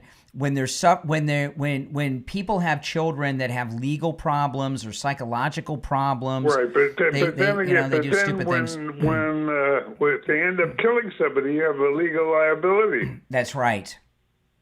Yeah, that's exactly right. Fortunately, I never had that experience. That's exactly. Now, this kid's an adult. However, the mother did things when he was a minor that may have led to this. Okay, and that's where the liability comes in. And what I haven't gotten clear on is, did this monster still live with the parents, or was he on his own? I mean, I saw some of that video. I don't see how this person could function in a job and pay for an apartment. A lot of facts haven't come out about that. Yeah. So if with the type of weapons this kid had, these are not like a knife you could hide under the mattress. These are huge weapons. And if they lived at home with the parents, they had to know about these things, the weapons. There's no way they could not have known. They were too big. But regardless of that, because a lot of times I know people say, well, how could the parents do this? I think it's more normal than you realize. I mean, I've had friends with kids of all different ages, adults that are just screw-ups, right? That are crashing their cars or doing this or doing that. And the parents bail them out every time, and if they can, cover it up or pay somebody off to let it go. I've seen that, and it's I'm not saying it's right, but it's normal. And I don't know what that is, Steve. Is it like we all want our kids to love us and approve of us and not be mad? I don't know. But it's we tend to make excuses for our kids, and no question of that. Yeah. Now, of course, we haven't had anything although your example's pretty extreme. But she pulled a knife on someone. No, but she pulled a knife on someone at school. I mean, if that was today, oh my goodness, it'd be all points bulletin. All right, listen, if you're on hold, stand by. I got to talk about my pillow, Steve. The free shipping offer is still in effect with our promo code Kane. Okay, guys? I'm glad they brought that back. Oh, yeah. But there's a lot of great deals. We were talking about the slippers yesterday, but I wanted to talk about the sheets. And I'll tell you, the Percale sheets, right? They're just $29.88 any size with our promo code Kane, Kane at checkout. Any size, any color. So you could have a twin or a single or a split king and California king or any size in between. Any size, any color. $29.88. You're saving up to $90. I don't know what it is about Mike Lindell and his sheets. I mean, I know how to do a talk show and handle callers. He knows how to make a night's sleep perfect. The Percale sheets, Steve, they keep you the perfect temperature all night long. You know, you have these hot summer months. It's like you got air conditioning in your bed. In the wintertime, it's like you got heat in your bed. I don't understand it or how it works. I just know that you sleep like Goldilocks with these sheets. $29.99. Oh, and the pillows are the best. I mean, I've got like an inventory for enough inventory to buy a store. Yeah. But they're very, very comfortable. I was talking to Mike Lindell. Good pillow is most important. I was talking to Mike Lindell, and I said, you know, I live in a MyPillow household. He's like, what do you mean? And I went through all the stuff I had, and Mike said, you have more MyPillow products at home than I do. You know, I got everything. And it's also, you got the free shipping offer with our promo code Kane at checkout, Kane at mypillow.com. You can also order by phone, 1-800-716-4879. 1-800-716-4879. Callers on hold, standby. We'll be right back.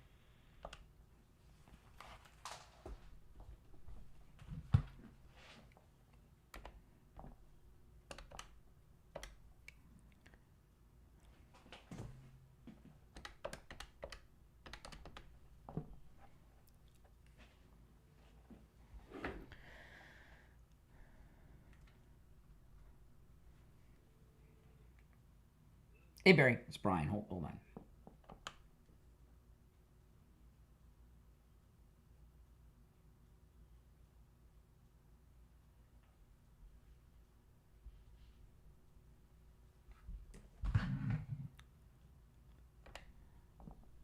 All right, Steve, we got 2 minutes. Okie dokie.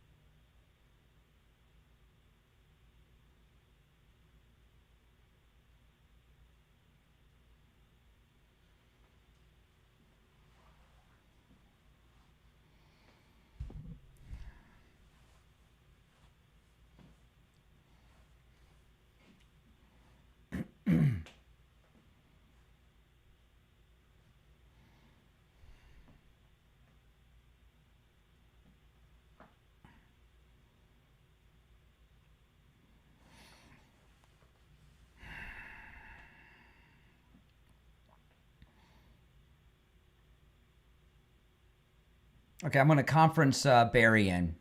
Okay, hold on. Okay. Hey, Barry, we have 30 seconds. Thank you.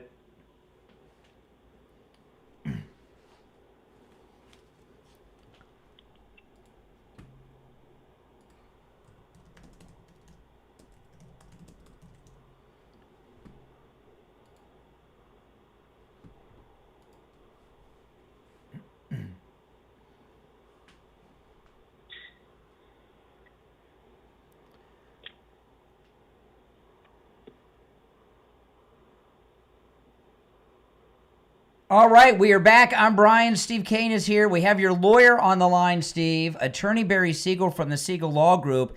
Hey, Barry, how are you? Steve, I'm doing great. How are you?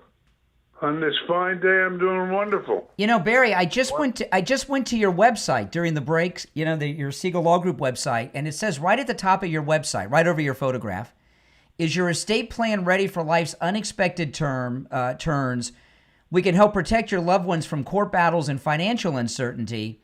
But then I was looking at your reviews. I mean, how many 5-star reviews do you have online from clients? It's endless.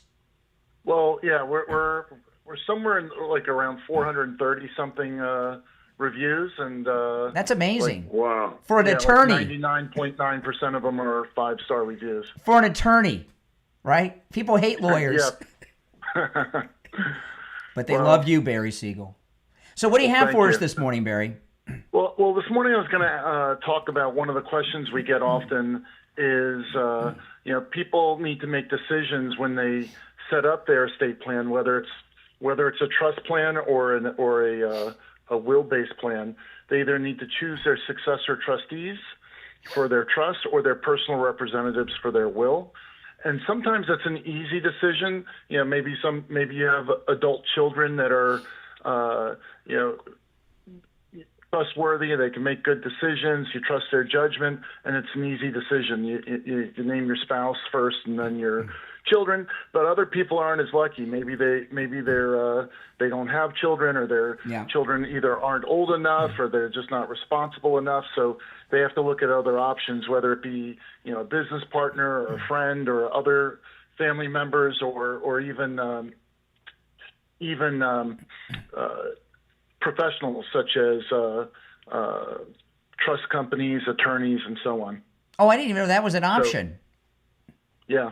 Wow. Yeah. So, and then the other thing that people need to look at is that sometimes you may want to name more than one person, not one person, but maybe add a second person, so you have two sets of eyes as well. So, and then once you make that decision, then you have to decide, do you want to make it where one signature is required or both signatures are required? So all of those things are considerations when choosing your successor trustees, and those are some of the conversations that we end up having in the consultations, or even in our free 3-year reviews with our clients. Sometimes things change and they need to review those choices that they made years ago and potentially update them, or of course keep them the same. Yeah, it's like I'm the trustee for your trust, Steve. And I'm the trustee on several people's trust, and I a lot of times it's because the kids in the family are not in Steve's case, but the kids in the family are adults and do well, but they're screw ups or can't manage money well. That's a big one. Don't manage money well. Listen, give the Siegel Law Group a call. Take advantage of the no charge in office consultation. The number's toll free 855-FLA-3782. 855-FLA-3782, and online, SiegelLawGroup.com. All right, Barry, we'll talk to you after Labor Day. All right. You guys have a great holiday weekend. All right, take care. Talk to you soon. We will. Bye-bye. Steve, so I'm the trustee of your trust, right? Unless you changed it. Did you change it? No. Yeah, and there was one of your kids, had a freak out about it, and it was the kid with the knife incident, but coincidentally, just... Not that there's a connection. All right, let's go. You're on the air. What's your name? Where are you calling from? Ed from Coconut Creek. Hey, Coconut Creek. What I like to talk about is the Fifth Amendment. And I don't know how these guys are getting away with it. It should be against the law for any federal employee or any local or municipality or state. It should be against the law for them to take the Fifth. Well, that's the Constitution. Well, something's got to happen because these people are walking away, with nothing, no jail time or anything. Well, there's been no arrest yet, is what you mean. Yeah. Do they arrest after they took the Fifth? There's a sure, yeah. There's a lot of like last week we had the raid on John Bolton's house and office. Yes. And some information, just because he's not been arrested yet doesn't mean he's not going to be. And just because there's been no arrest does not mean that Pam Bondi doesn't have some sealed indictments and she just hasn't dropped them yet while investigations go on. John Bolton, it came out a couple days ago he was transmitting classified documents on a private server that were intercepted by foreign countries. He's facing some heavy duty stuff, and just because there haven't been arrests yet, I would not assume he's not going to get arrested. Well, I was talking mainly on the chief of staff. Oh, you mean the Biden's chief of staff? Biden's chief of staff? Yeah. Claim? Yeah. Yeah, he was running the country with the auto pen with the committee over there. Absolutely. I hope they put him in jail. My next thing is all shooters should have a mandatory death penalty. Mandatory, like this Parkland kid. I was hoping he would get it, but now he's just sitting in jail. I mean, he's when he was in jail, when he was in jail awaiting trial. Do you know the Democrats went in there and got him to vote in the jail in Broward County? Isn't that these Democrats, man? They are. I am not kidding. I'm not. Oh, hold on, I lost everybody. There we go. I'm not kidding. I didn't make that up. They went in, and I wonder if he voted Republican or Democrat. I don't know. He's insane. Who knows? I don't know about the death. I'm against the death penalty. I'm pro-life, but oh boy. All right, let's go. You're on the air. What's your name? Where are you calling from? Good morning, Steve and Brian. It's JJ from Mass. Hey, JJ. Hey, JJ. Hey, good morning. I hope you can hear me okay. I was just going to say, Brian, great show. I mean, the beginning, I don't know if it just seems like the morons seem to come out in force in the beginning of the show, and then it gets better from there. But even then, it's pretty good. But just pretty good. Ashley Babbitt, you mean to me, pretty good? Just pretty good? Come on. Well, yeah. How about great? Pretty great. Okay, there you go. Pretty great. But listen, Ashley Babbitt to me is somebody who, to me, it's my opinion, but she died. To me, she died in battle against this, sort of an ambush, this Democrat deep state coup. It was kind of a, deep state actors. They staged this like color revolution by traitors in our own damn government, and I hope that they do. That it does go national, because I think that will be it'll be uniting. Well, let me tell you about the Ashley Babbitt, because I made look this footage up online, guys. Okay, if you see the complete footage in that hallway, in the minutes before she was killed, there's two Capitol Police officers just yucking it up casually against the wall. And she goes up to them and is pleading and begging with them to do something and stop people from advancing down the hall, and they just laugh at her, basically. And then a few moments later, the lieutenant shoots her dead. And it's god-awful what happened. The Black Lives Matter kid was right behind her, basically, egging her on. Yep. Actually, I even think he put his hands on her to help her to try to get through. But I don't know. To me, she died in battle. And I'm glad that this is going to happen for her. And when I'll say Barbara, I look at one of the comments she made. It's sort of a truth and open eyes to me are a recipe for MAGA voters, for more Republican MAGA voters. And she had mentioned the warrior team around Trump, and I was like, that is spot on. And you follow that up with that he is more at peace, and he really I see it. You can see it in him. He is just so relaxed and so much like in a constant flow. And I think a lot of that has to do with just the fact that he's at ease now, because he knows he's all these lies have been caught. The truth has caught the lies. Well, this is. Let me ask you a question. I don't mean to interrupt your monologue, but I want to ask you a question now, because I think you have an educated opinion. Do you think he has it in his mind that he's definitely going to run again? That's a tough call. I mean, Steve, I want him to. We've seen that new poll. That new poll, 53% of Republicans wanting to run again. I believe he wants to, without a doubt. I believe that he would. I believe he wants to. The whole thing is repealing the 22nd. It's a complicated thing to get that done. He dodged a speeding bullet. Okay. Yes. He did. He 100% Listen, we got to run. We got to run for the break, but I appreciate life's complicated. All right, listen. We're going to take our bottom of the hour break and be right back. Okay. I want to tell all you guys watching online, I want to talk to you about your Medicare. If you are 65 years of age or older and you're a Medicare recipient, listen up. The number on your screen is for Chapter. They can help you no matter what state you are in, no matter where you are in the United States. There's over 24,000 Medicare plans. And because Chapter's a national company, they have access to all of them. The average Chapter client saves $1,100 a year on their Medicare. That's a lot. That means a lot of them are saving a lot more. And millions of seniors are not even getting the benefits they're entitled to under their Medicare. You call that number. I'm going to give it to you in just a moment. It's on the screen. You're going to get a live agent on the phone. No matter what state you're in, they're going to answer all your questions about your Medicare. It costs you nothing. It's completely free. No strings, no catches, no nothing, completely free. They'll make sure you're on the right policy. They'll make sure you're getting all the benefits you're entitled to and make sure that you're not spending too much money. All right? 805-754-3033. 805-754-3033 for Chapter. Again, they're nationwide. Call them no matter where you're located. All right, let's see. We've got 1 minute.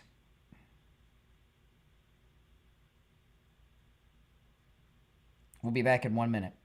You there, Steve? I am. Okay.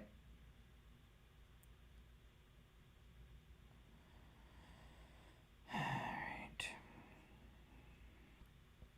30 seconds.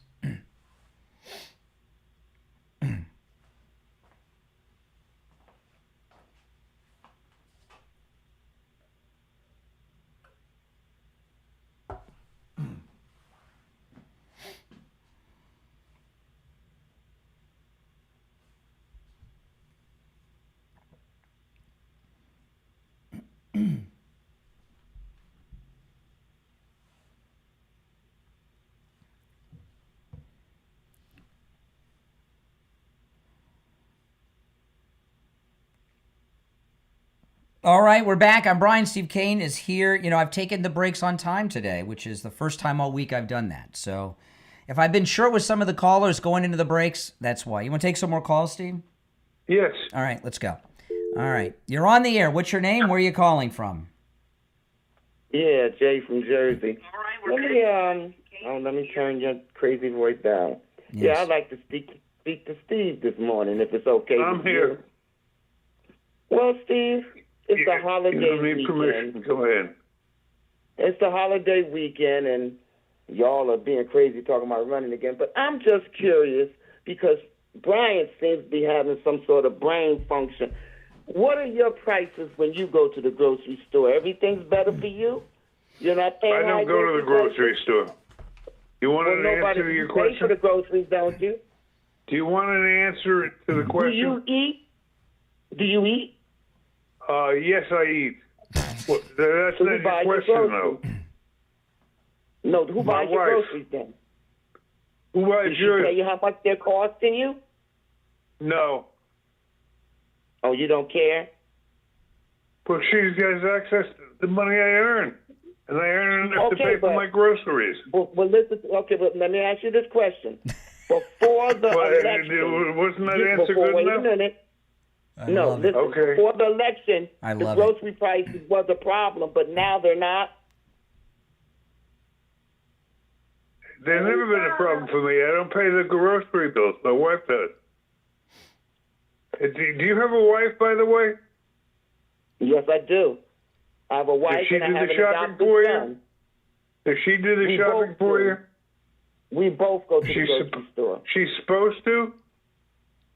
I said we Was both that your go to answer? the grocery store. My answer is we both go to the grocery store. Together? Together sometimes, and sometimes whoever gets home from work or whatever needs to be picked up. So you don't have enough money to pay your groceries? Oh, yeah, I have plenty enough money to pay for my groceries, but I don't like the prices that they are. Well, You don't I'm realize sorry that. about that. It's weird that y'all are dumb because before the election, y'all were complaining that Biden has the grocery prices so high.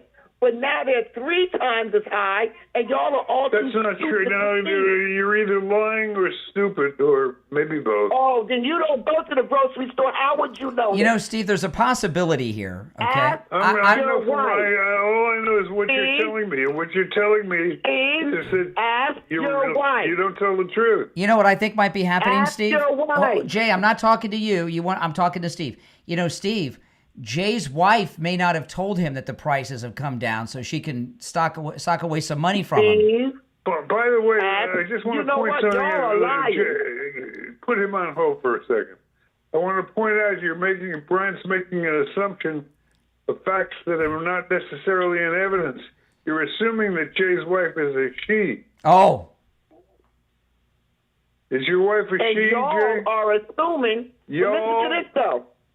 Y'all. Yeah, y'all. Yeah, because I'm black. I can say that. Yeah, y'all. I'm black. I can say that. Blacks say y'all? Y'all.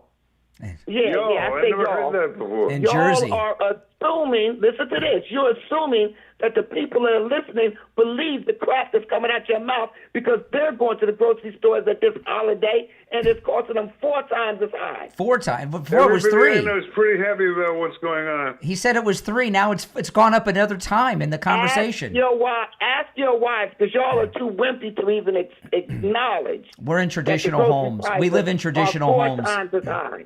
Yeah. Y'all don't want to admit it. Y'all. People hear you. People are listening to you. I hope so. Yeah, y'all. Is that it for y'all? Yeah, that's it for y'all. Goodbye, y'all. Oh, my goodness. It's a piece of work. Oh, my goodness. All right, let's go. You're on the air. Next time, clarify that. Now he's got me a little confused. I think maybe we hit on something by accident. Maybe. You're on the air, caller. What's your name? Where are you calling from? Good morning, Brian. This is James. Milder James from Delray. How you doing today, buddy? All right.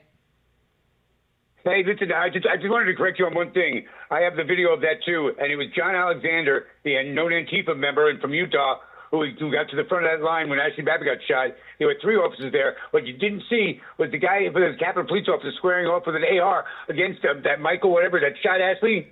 He squared up and he had pulled his gun back, but at the end of it, he squared off with him with an AR, pointing right at him. I'll take a look for that. I'll take a look for that. Oh my goodness, see, that guy was talking pretty fast. Okay, hold on a second here.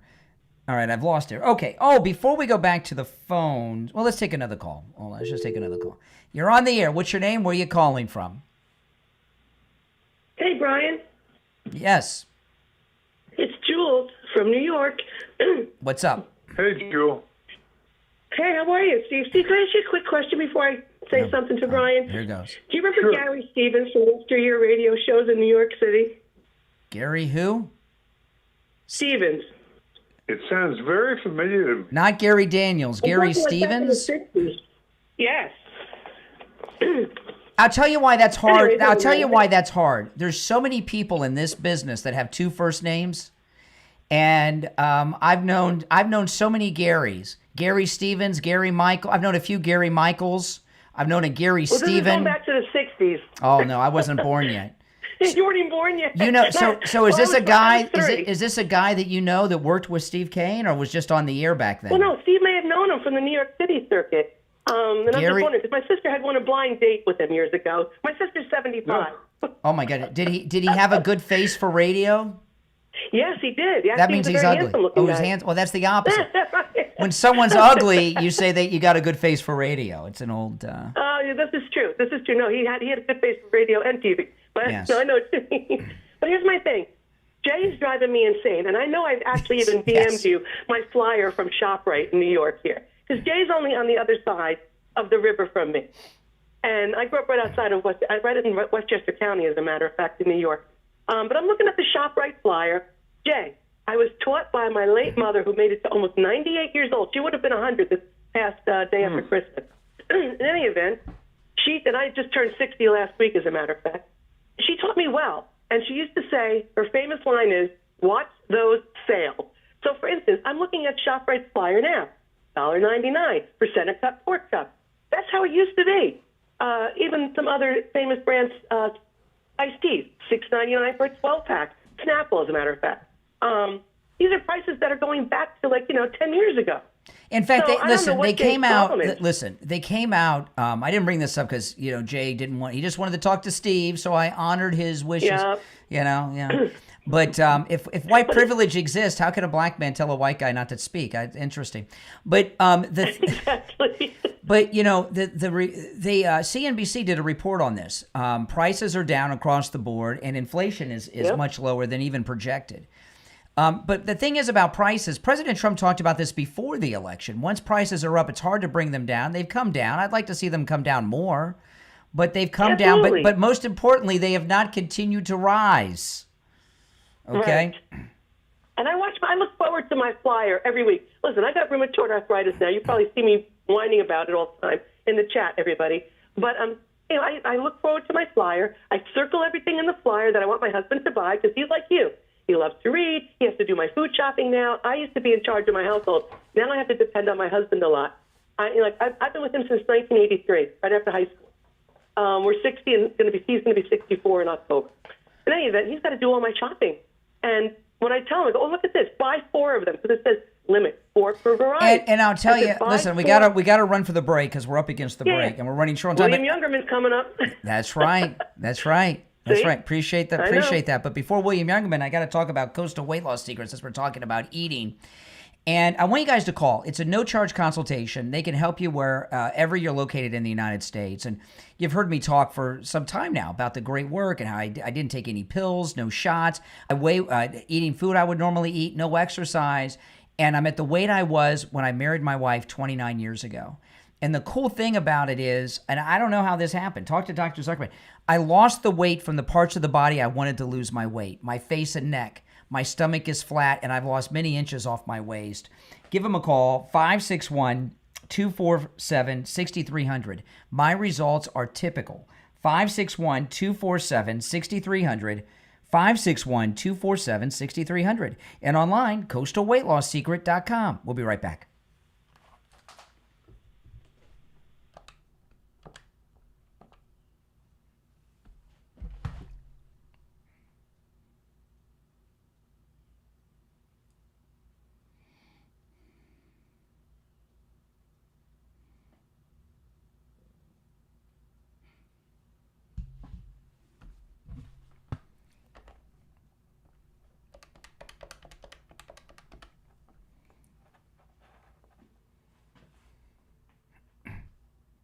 Hey there, hold on.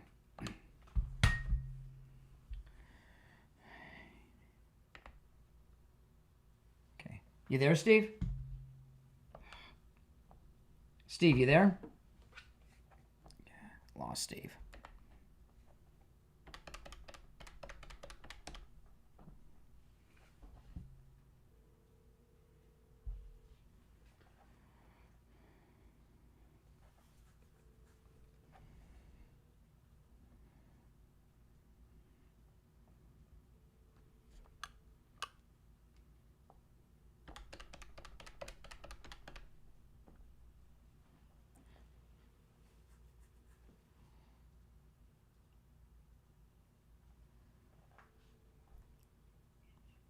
Got it?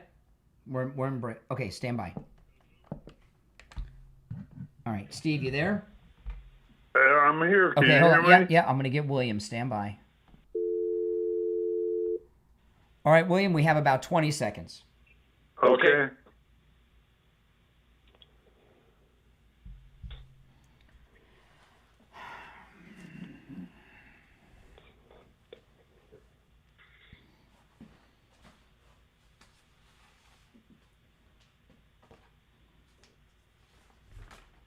All right, we are back, and it's time for the final gold report of the week from the offices of William Youngerman Incorporated in Boca. We have William Youngerman on the line. William Youngerman, how are the metals ending the week? Metals are interesting. We are down right now, but I wouldn't be surprised by the end of the day that we're up. We had a nice rally yesterday with gold gaining $20.60, well above that $3,400 resistance area. Closing out the day at $3,416.10 after trading as high as $3,424, recognizing that that's only about $25 away from the all-time record high. Wow. So we are basically looking for the gold and silver to make all-time record highs in September. Break out of this trading range and to see even higher prices. Silver yesterday closed up 46 cents. at $38.98 the ounce. Platinum gained $15 at $1,360, and palladium was up $11 at $1,103. As might be suspected, we have a little bit of a pullback. Overnight, we've traded in the range from $34.03 to $34.20, and right now gold is at $3,412 the ounce. That's just down $4.10. So we're down 8 cents at $38.90. Platinum down $15 at $13.45. And palladium down $8 at $1,095. So we also will be closed Monday. So make a note of the holiday. Everybody have a nice holiday, but we will be closed Monday. But normal hours today. Normal hours today, 10 a.m. to 5 p.m. Okay. Well, listen, William Youngman opens up at 10 a.m. You can stop in at 150 East Palmetto Park Road in Boca on the first floor of the Bank of America building, just east of US 1, Federal Highway, on the south side of Palmetto Park Road. Give him a call, toll-free, 1-800-327-5010, 1-800-327-5010, and find both his phone number and address online at williamyoungerman.com. All right, William Youngerman, we'll talk on Tuesday. Okay, have a nice weekend. All right, take care. All right, are you back with us, Steve? I sure am. Okay, we have a couple openings at 888-465-2631. All right, let's go. You're on the air. What's your name? Where are you calling from? Yeah, good morning, Brian. Good morning, Steve. Richie. Yeah, Steve. Yeah, good morning. Listen, I want to address Jay really quick. You know, regardless of what you think about food prices, the only thing I've seen gone up is coffee, and I shop. But the thing is this: there's a major industry in this country that is really doing terrible. I talked to Brian about it a long time ago, but they're in big trouble, and it's the cars, and it's not President Trump. Yeah. That has to do with Biden and the crazy Democrats, okay? They insisted on these electric cars. So what's happened is all these manufacturers have flooded everything with electric cars. Nobody was buying them. Yep. So their prices are high. The regular cars' prices had to go up because of those electric cars. So to balance it out, so the companies wouldn't lose their shirts.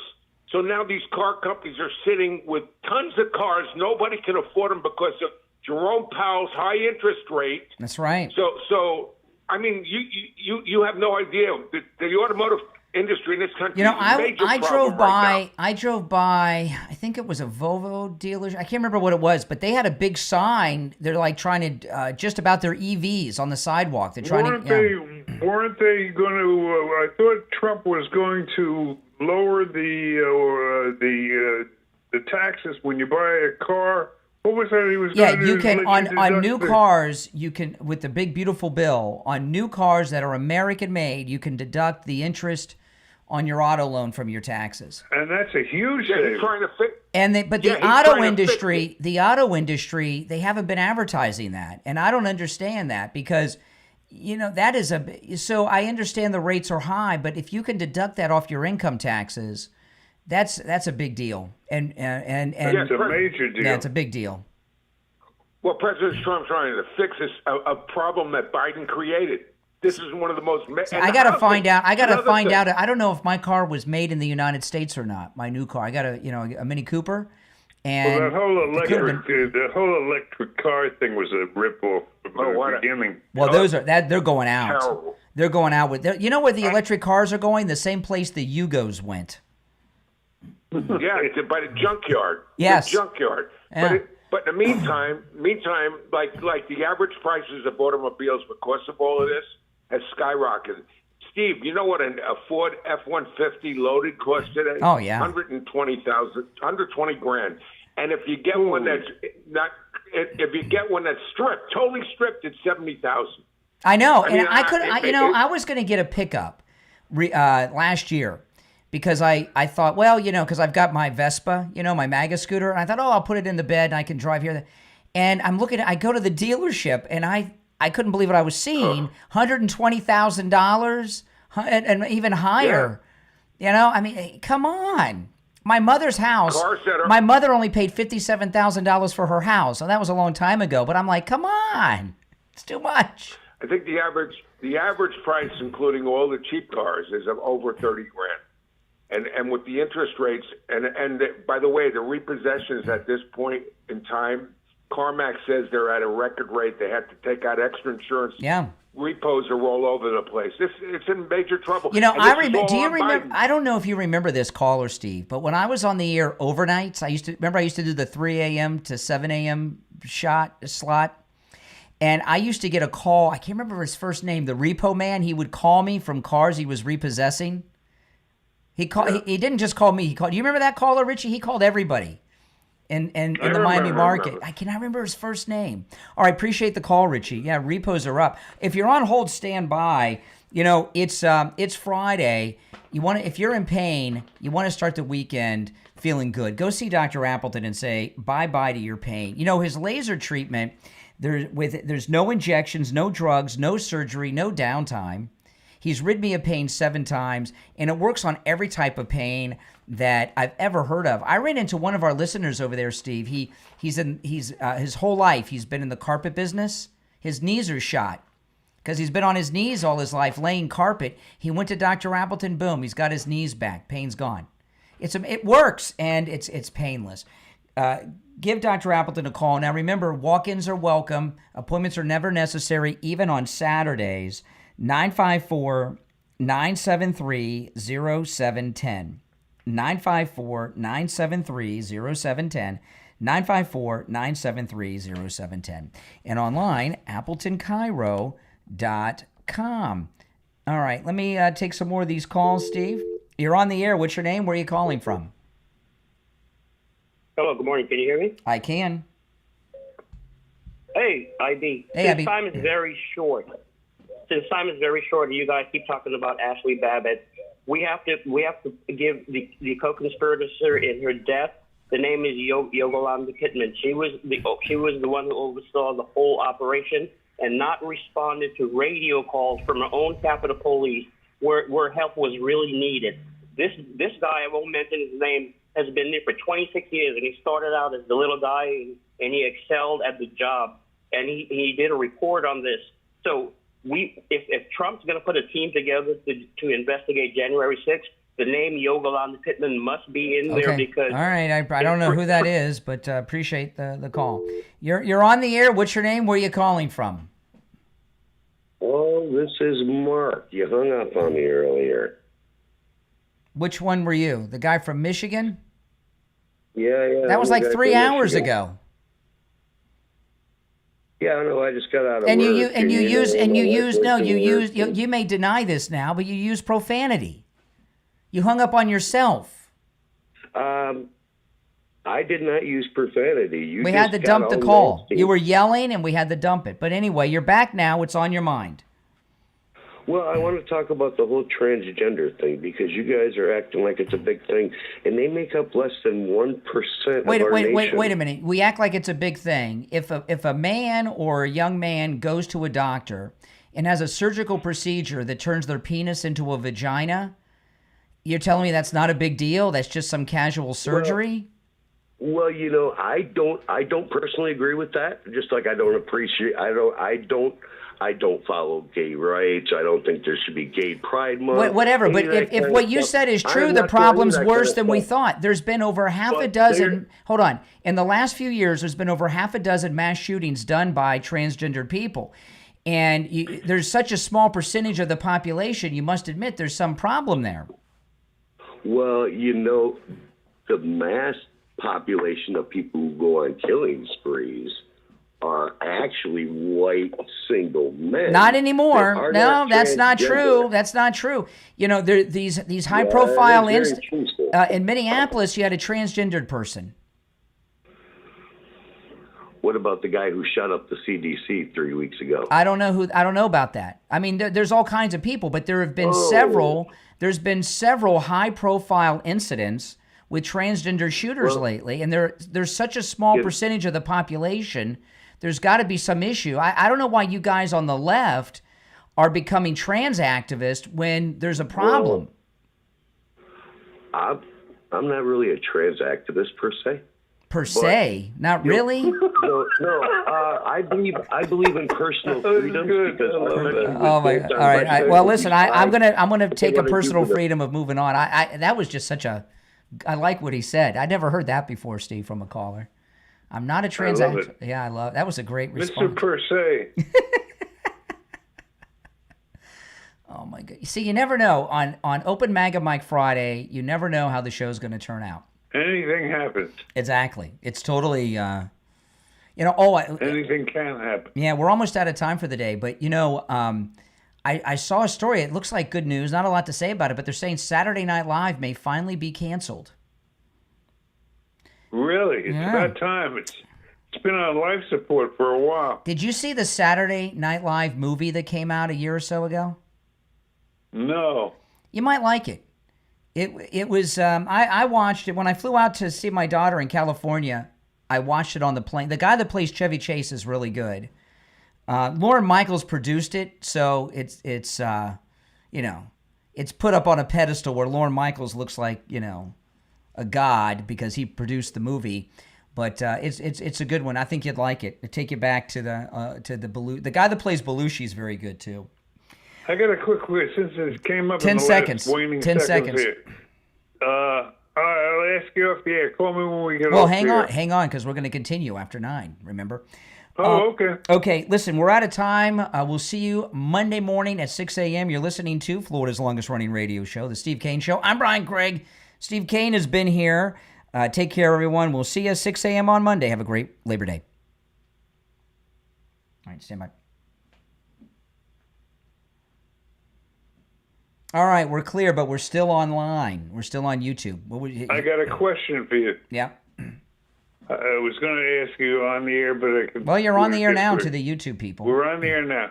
A film a couple of years ago, actually more than 10 years ago, starring Mickey Rourke, The Wrestler. Oh, yeah. Does that ring a bell? Oh, yeah, great movie. Was that the name of it? The Wrestler? Yep, The Wrestler. And who else was in it? I don't remember really anyone else being in it. It was a low budget kind of thing. Yeah. They had a guy. It wasn't based on real. It was based on real people, but it wasn't a. Like I thought at the time Mickey Rourke was Ric Flair. I kind of, you know what I mean, but I could be wrong about that. And then they had a guy. I remember he was very good in the movie. It was a great movie. Yeah, remember The Claw? Yeah, they had his nemesis was a ripoff of the Iron Sheik. Yes. Yeah, I forgot about that movie. That's a good movie. You would like the Saturday Night Live movie. It was good. Yes. There's a good scene in that movie. It takes place. It's the opening night of Saturday Night Live, and it takes you through everything that happened that night, and it's really good. But Lorne Michaels hates Chevy Chase because Chevy Chase, he's pissed off at him for Chevy Chase quit after the first year to do the movies, and Lorne Michaels never forgave him for it, and so he makes him look bad in it. But there's a scene with Chevy Chase and Milton Berle where they get into it, and from what I understand, the scene really happened. You won't want to. I don't want to spoil the movie because it's that good. I don't usually mind spoiling a scene in a movie. But what's the name of it? I'll look it up real quick. Hold on. Let me look it up. It is really good. I liked it, it's with that era that of Saturday Night Live that was good. I'll make sure I get the name right. It was called Saturday Night. It's called Saturday Night. It came out last year. Creative. Yeah, very creative. But again, remember, Lorne Michaels produced it, so it's very self-serving. Okay, from his viewpoint. Okay, and William Dafoe's in it. He plays the network executive. Who's it's very good. But there's this stupid line. Lorne Michaels is fighting with William Dafoe, who's the studio executive who came up through Carson, and he doesn't like the show. And Lorne Michaels says, "This is the first television show brought to you by the generation that grew up on TV." And I'm thinking, who gives a who cares? But other than that, it's a good movie. But I wanted to get back to this thing though that we were talking about. This poll that came out about Trump in 2028, because I know a lot of people are going to say this is I don't think people appreciate where the country was going. We were screwed. If Kamala Harris would have become president. Oh my God. Yeah. See, what would have happened if Trump had not, they were doing all this crap, but if Trump would not have won re-election, they would have viewed that as a mandate to quadruple down on all their woke crap. And they would have brought all these foreign voters into the country and turned us into a third world nation. The number of illegals in the United States would have doubled in the first year of her presidency. And because remember, their goal was to, so many blacks have become conservative. They're done with black people, the Democrats. You haven't been loyal to them. So they were bringing in illegals from all over the world through the southern border to replace. When people talk about replacement, they think replace white people. They were trying to They're finished with everybody. The American people. The Democratic Party. Yeah, they're done with the American people. So they were transporting other nations into our country. And that border would have been it would have been the biggest human migration in the history of humanity. Well, it was already well on its way. Yeah. Free speech would have been gone. Because everything would have been deemed hate speech. President Trump would have been in prison right now. Judge Merchan, the New York judge. It was a turning point for the American people. Yeah. It was a turning point for our country. Yeah. And if we had lost that, freedom would be dead. Yeah, the Ukraine war with Russia, it would be World War III. They would have instigated. We would have had boots on the ground over there. You don't think Kamala would have solved the Mideast thing overnight? I'm sure. Oh my goodness, I could only imagine. That attack on Israel.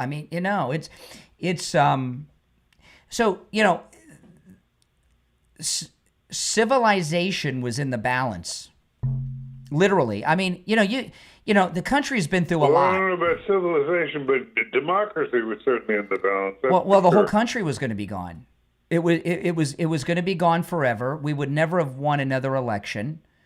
It was he wanted to turn America into basically a third world pit. And I don't even know who if Kamala had won, I don't even know who really would be running the country. The Democratic Party. So what President Trump is doing is a reset back to normalcy that we've gotten away from since Obama, right? And he needs another 4 years to get it locked in. Well, I think that's what this is all about. Everything is planned out. There's no question of that. It's highly organized, well planned out, and it's all with an eye towards another term. Yeah, exactly. Which, as I say, I continue to remind people, I predicted from day one. And then they announced yesterday. Did you see this thing about the Republican convention that Trump announced yesterday? Yes, what a ingenious idea. That's going to take care of the problem with the midterms. Well, yeah, okay. So, if you're not familiar with it, President Trump, and this has never been done before, President Trump announced that the Republicans are going to have a national convention before the midterms. And so that means we're going to have instead of him running around doing 100 rallies while he's trying to save the world, we're going to have our primaries, and then President Trump is going to lead this Republican National Convention and introduce to America the team that's going to save us. It's all the people that are running for Senate and the House and the governors. Yeah. It's going to be amazing. We're going to gain stroke of genius, no question. Yeah. Yeah. And that's not only has that never been done before, because it's never been done before, it's going to be a massive media event, and it's going to be the biggest pep rally convention that probably you've ever seen, even though it's not the presidential election. That's going to take us right into the midterm victories. We're going to gain, because they say that the party in power always loses in the midterms. And if you go in with the case, but if you go in with that attitude of expecting it, it's going to happen. And everything Trump is doing is to make sure that doesn't happen. Everything. Well, this was the coup de grace, this last piece that he put in yesterday at the convention. I know. That's great. Because what will happen is he'll come out there with every candidate for the Senate and the House and every governor. That's and it'll right. be a major theatrical production. Yeah. And all the candidates will be there, and all the excitement of a full election year is going to be captured. And they'll all be, and I imagine at some point he'll be on stage and they'll all be behind him, like on steps or something on the stage, and he's going to introduce this MAGA team and it'll be very racially diverse. Okay, you'll see that there'll be blacks, Hispanics, whites, gays, straights, no trans, but other than that. And that's one of the big unspoken accomplishments of Trump. He's gotten rid of the racism crap that the Democrats used to control the country. That's exactly. And that's all history now. That's exactly right. That's exactly right. And that's going to get people so energized. And look what the Democrats have. Did you see this story I had on the Maryland governor earlier? No. Okay. You know Will Kane in the afternoon. Oh, yes. You guys related? No, he spells it differently. Yeah, he's really good. He's excellent. Okay. Well, he's a radio guy. He comes from radio and podcasting and stuff. So he's like, you know what I mean? And you can tell. Yeah, he's good. So Wes Moore is the Democrat governor of Maryland. And oh yeah, okay. I did hear you. Yeah, well, let me recap this for people that missed this. This was crazy. With they thought he was going to be the new Obama, right? They thought they had the new Obama here in Florida a couple years ago. What was his name? The guy, he was black. His name started with a G. He ran against Ron DeSantis the first time, and then he lost. And then he was found with a male prostitute in a Miami Beach motel, covered in vomit and drugs. Oh, I remember that. Yeah, I can't remember his name. He was going to be the next Obama, but that happened. So Wes Moore, and there were a few in between, but Wes Moore was going to be their next Obama, and he had been doing. They found he was doing stolen valor. He was saying that he had been awarded or received the Bronze Star with the battlefield something, epaulets or something on. I can't remember what it was called. It wasn't true. He lied, and not only did he lie. Yeah, not only did he lie. He had filled out forms and things and had been part of his campaign literature saying he won this medal that he didn't get. And when he got found out, the Biden Pentagon gave him the Bronze Star 2 years ago for his service 20 years ago. Retroactive. So they couldn't. So that he couldn't be called a liar. He actually had the Bronze Star. I've never seen something so crooked done by the Democrats with stolen valor. I've never seen anything like that. And Will Kane had him on yesterday. And I heard the call. Yeah, and called him out on. He's like, well, I have the Bronze Star. And he's like, yeah, but they gave it to you 2 years ago. You were saying you had it 20 years ago. Great. And he knows how to do it. He has the technique down, the same one you used with the question. And he walked him down the garden path. And let me tell you something. If I were Hannity, I'd be looking in my rear at Will Kane because he is badass. And and Hannity is so vanilla, just boring. He's just full of himself, that's all. He's full, yeah. But what Will Kane did with Wes Moore yesterday was one of the biggest takedowns I've seen in a long time on television with a Republican versus a Democrat. And he was so good at it. The only problem, he's going to have a hard time getting guests now. It was a thing of beauty. Oh, yeah. So I can't wait to see him do it again. But Will Kane I couldn't stand Cavuto, and he's on in the Cavuto slot. But I like Cavuto. I never liked Cavuto. But that was one of the best things I've seen on television in a long. Hannity's too arrogant to be worried. That's exactly his problem. He's an ego man. Everything's about Hannity, and when he gets a good guest on, you want him to shut up so you can hear the guest. Yeah. And you just can't do it. You know, the thing with him, with the guest, I do watch him when he interviews Trump.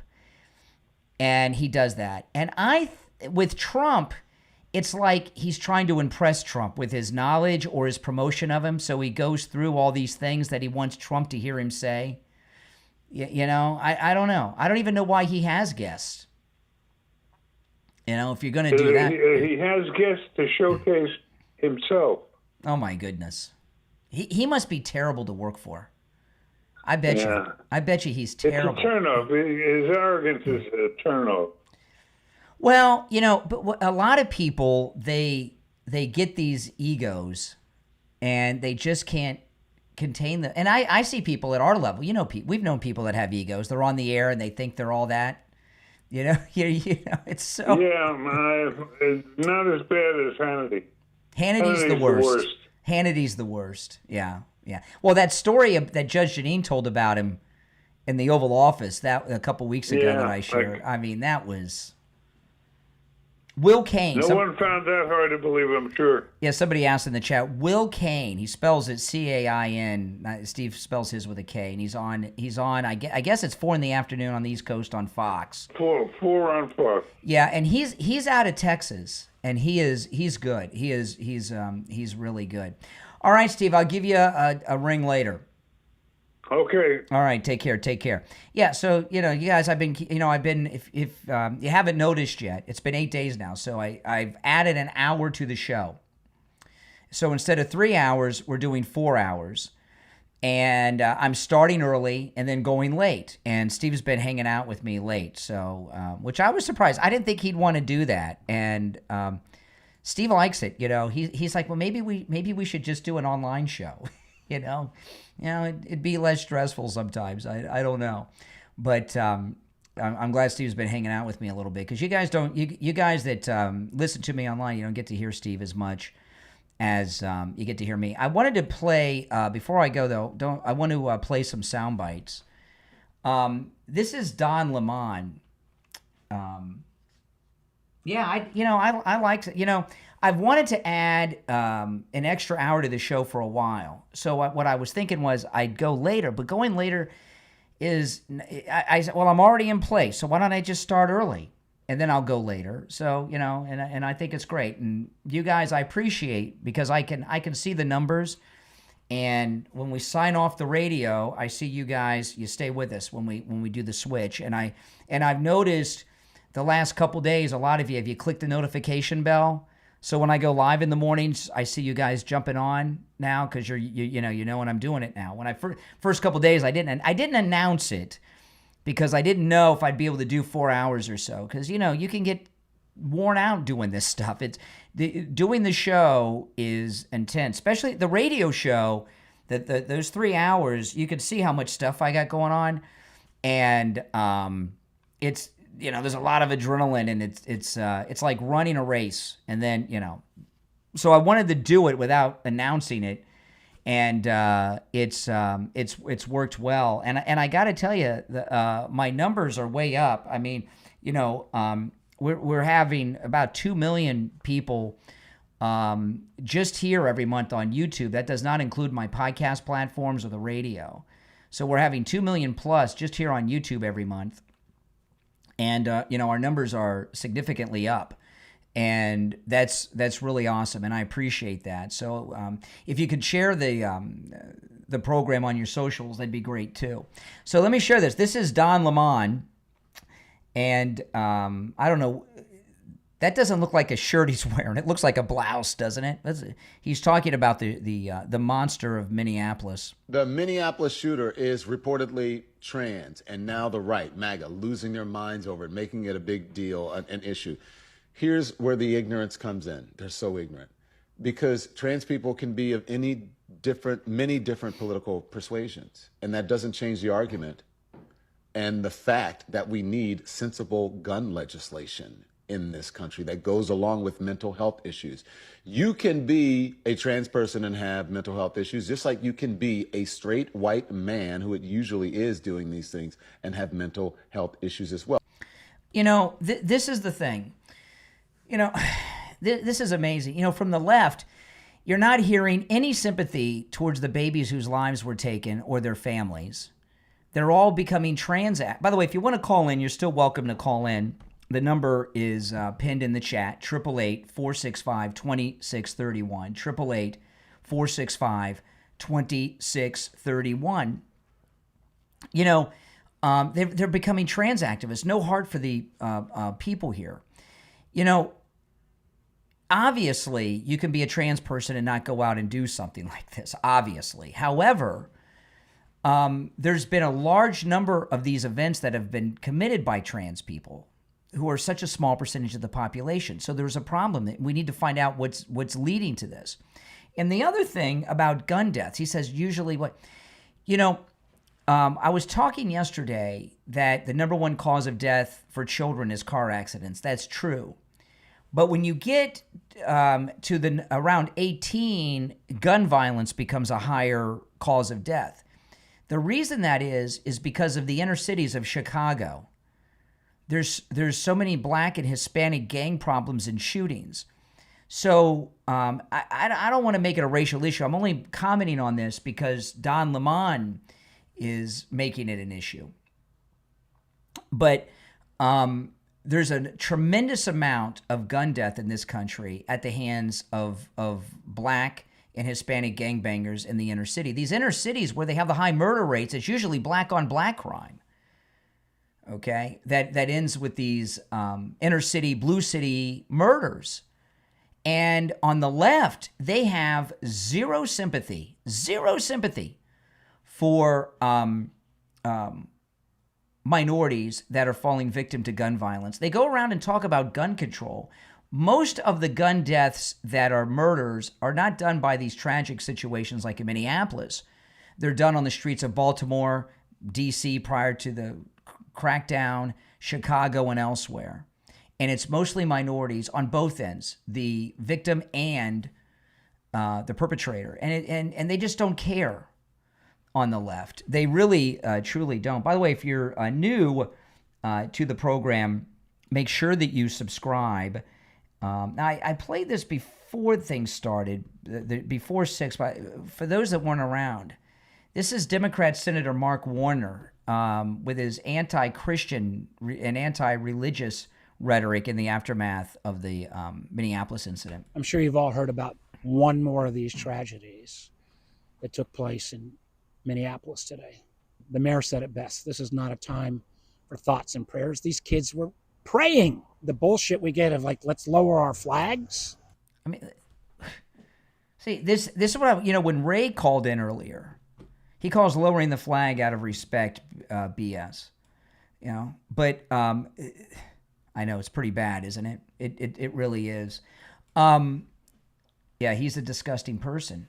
And, he's disrespecting our flag and disrespecting not just Christianity, all religions, because you notice they're knocking praying in general. So what does that mean? They're going after everyone who prays, no matter what your religion is. The Democrat Party has come out of the closet as an atheist party. And speaking of atheist, S.E. Cupp, you guys know S.E. Cupp? She's on CNN. She started out, by the way, S.E. Cupp, who's married to a member of Congress. S.E. Cupp you know how she got her big break, S.E. Cupp? Glenn Beck hired her at The Blaze in the early days of The Blaze, and she's been on CNN for a long time, and she's an atheist. Listen, this is S.E. Cupp on CNN. I don't know, Dante. I mean, what do you think? Maybe this is a natural progression, but it certainly seems like a choice on the part of the administration. Well, I think you just go speak on the law. It's called abatement ab initio. It's Latin for from the beginning. So she was in the middle of her appeal when she received the pardon. That means her case essentially started over. By the way, they're talking about the Ashley Babbitt military honors funeral that she's going to have. And she's no longer guilty. So if she's no longer guilty, she has the pardon. Then she served in the Air Force. She was deployed in Afghanistan and Iraq.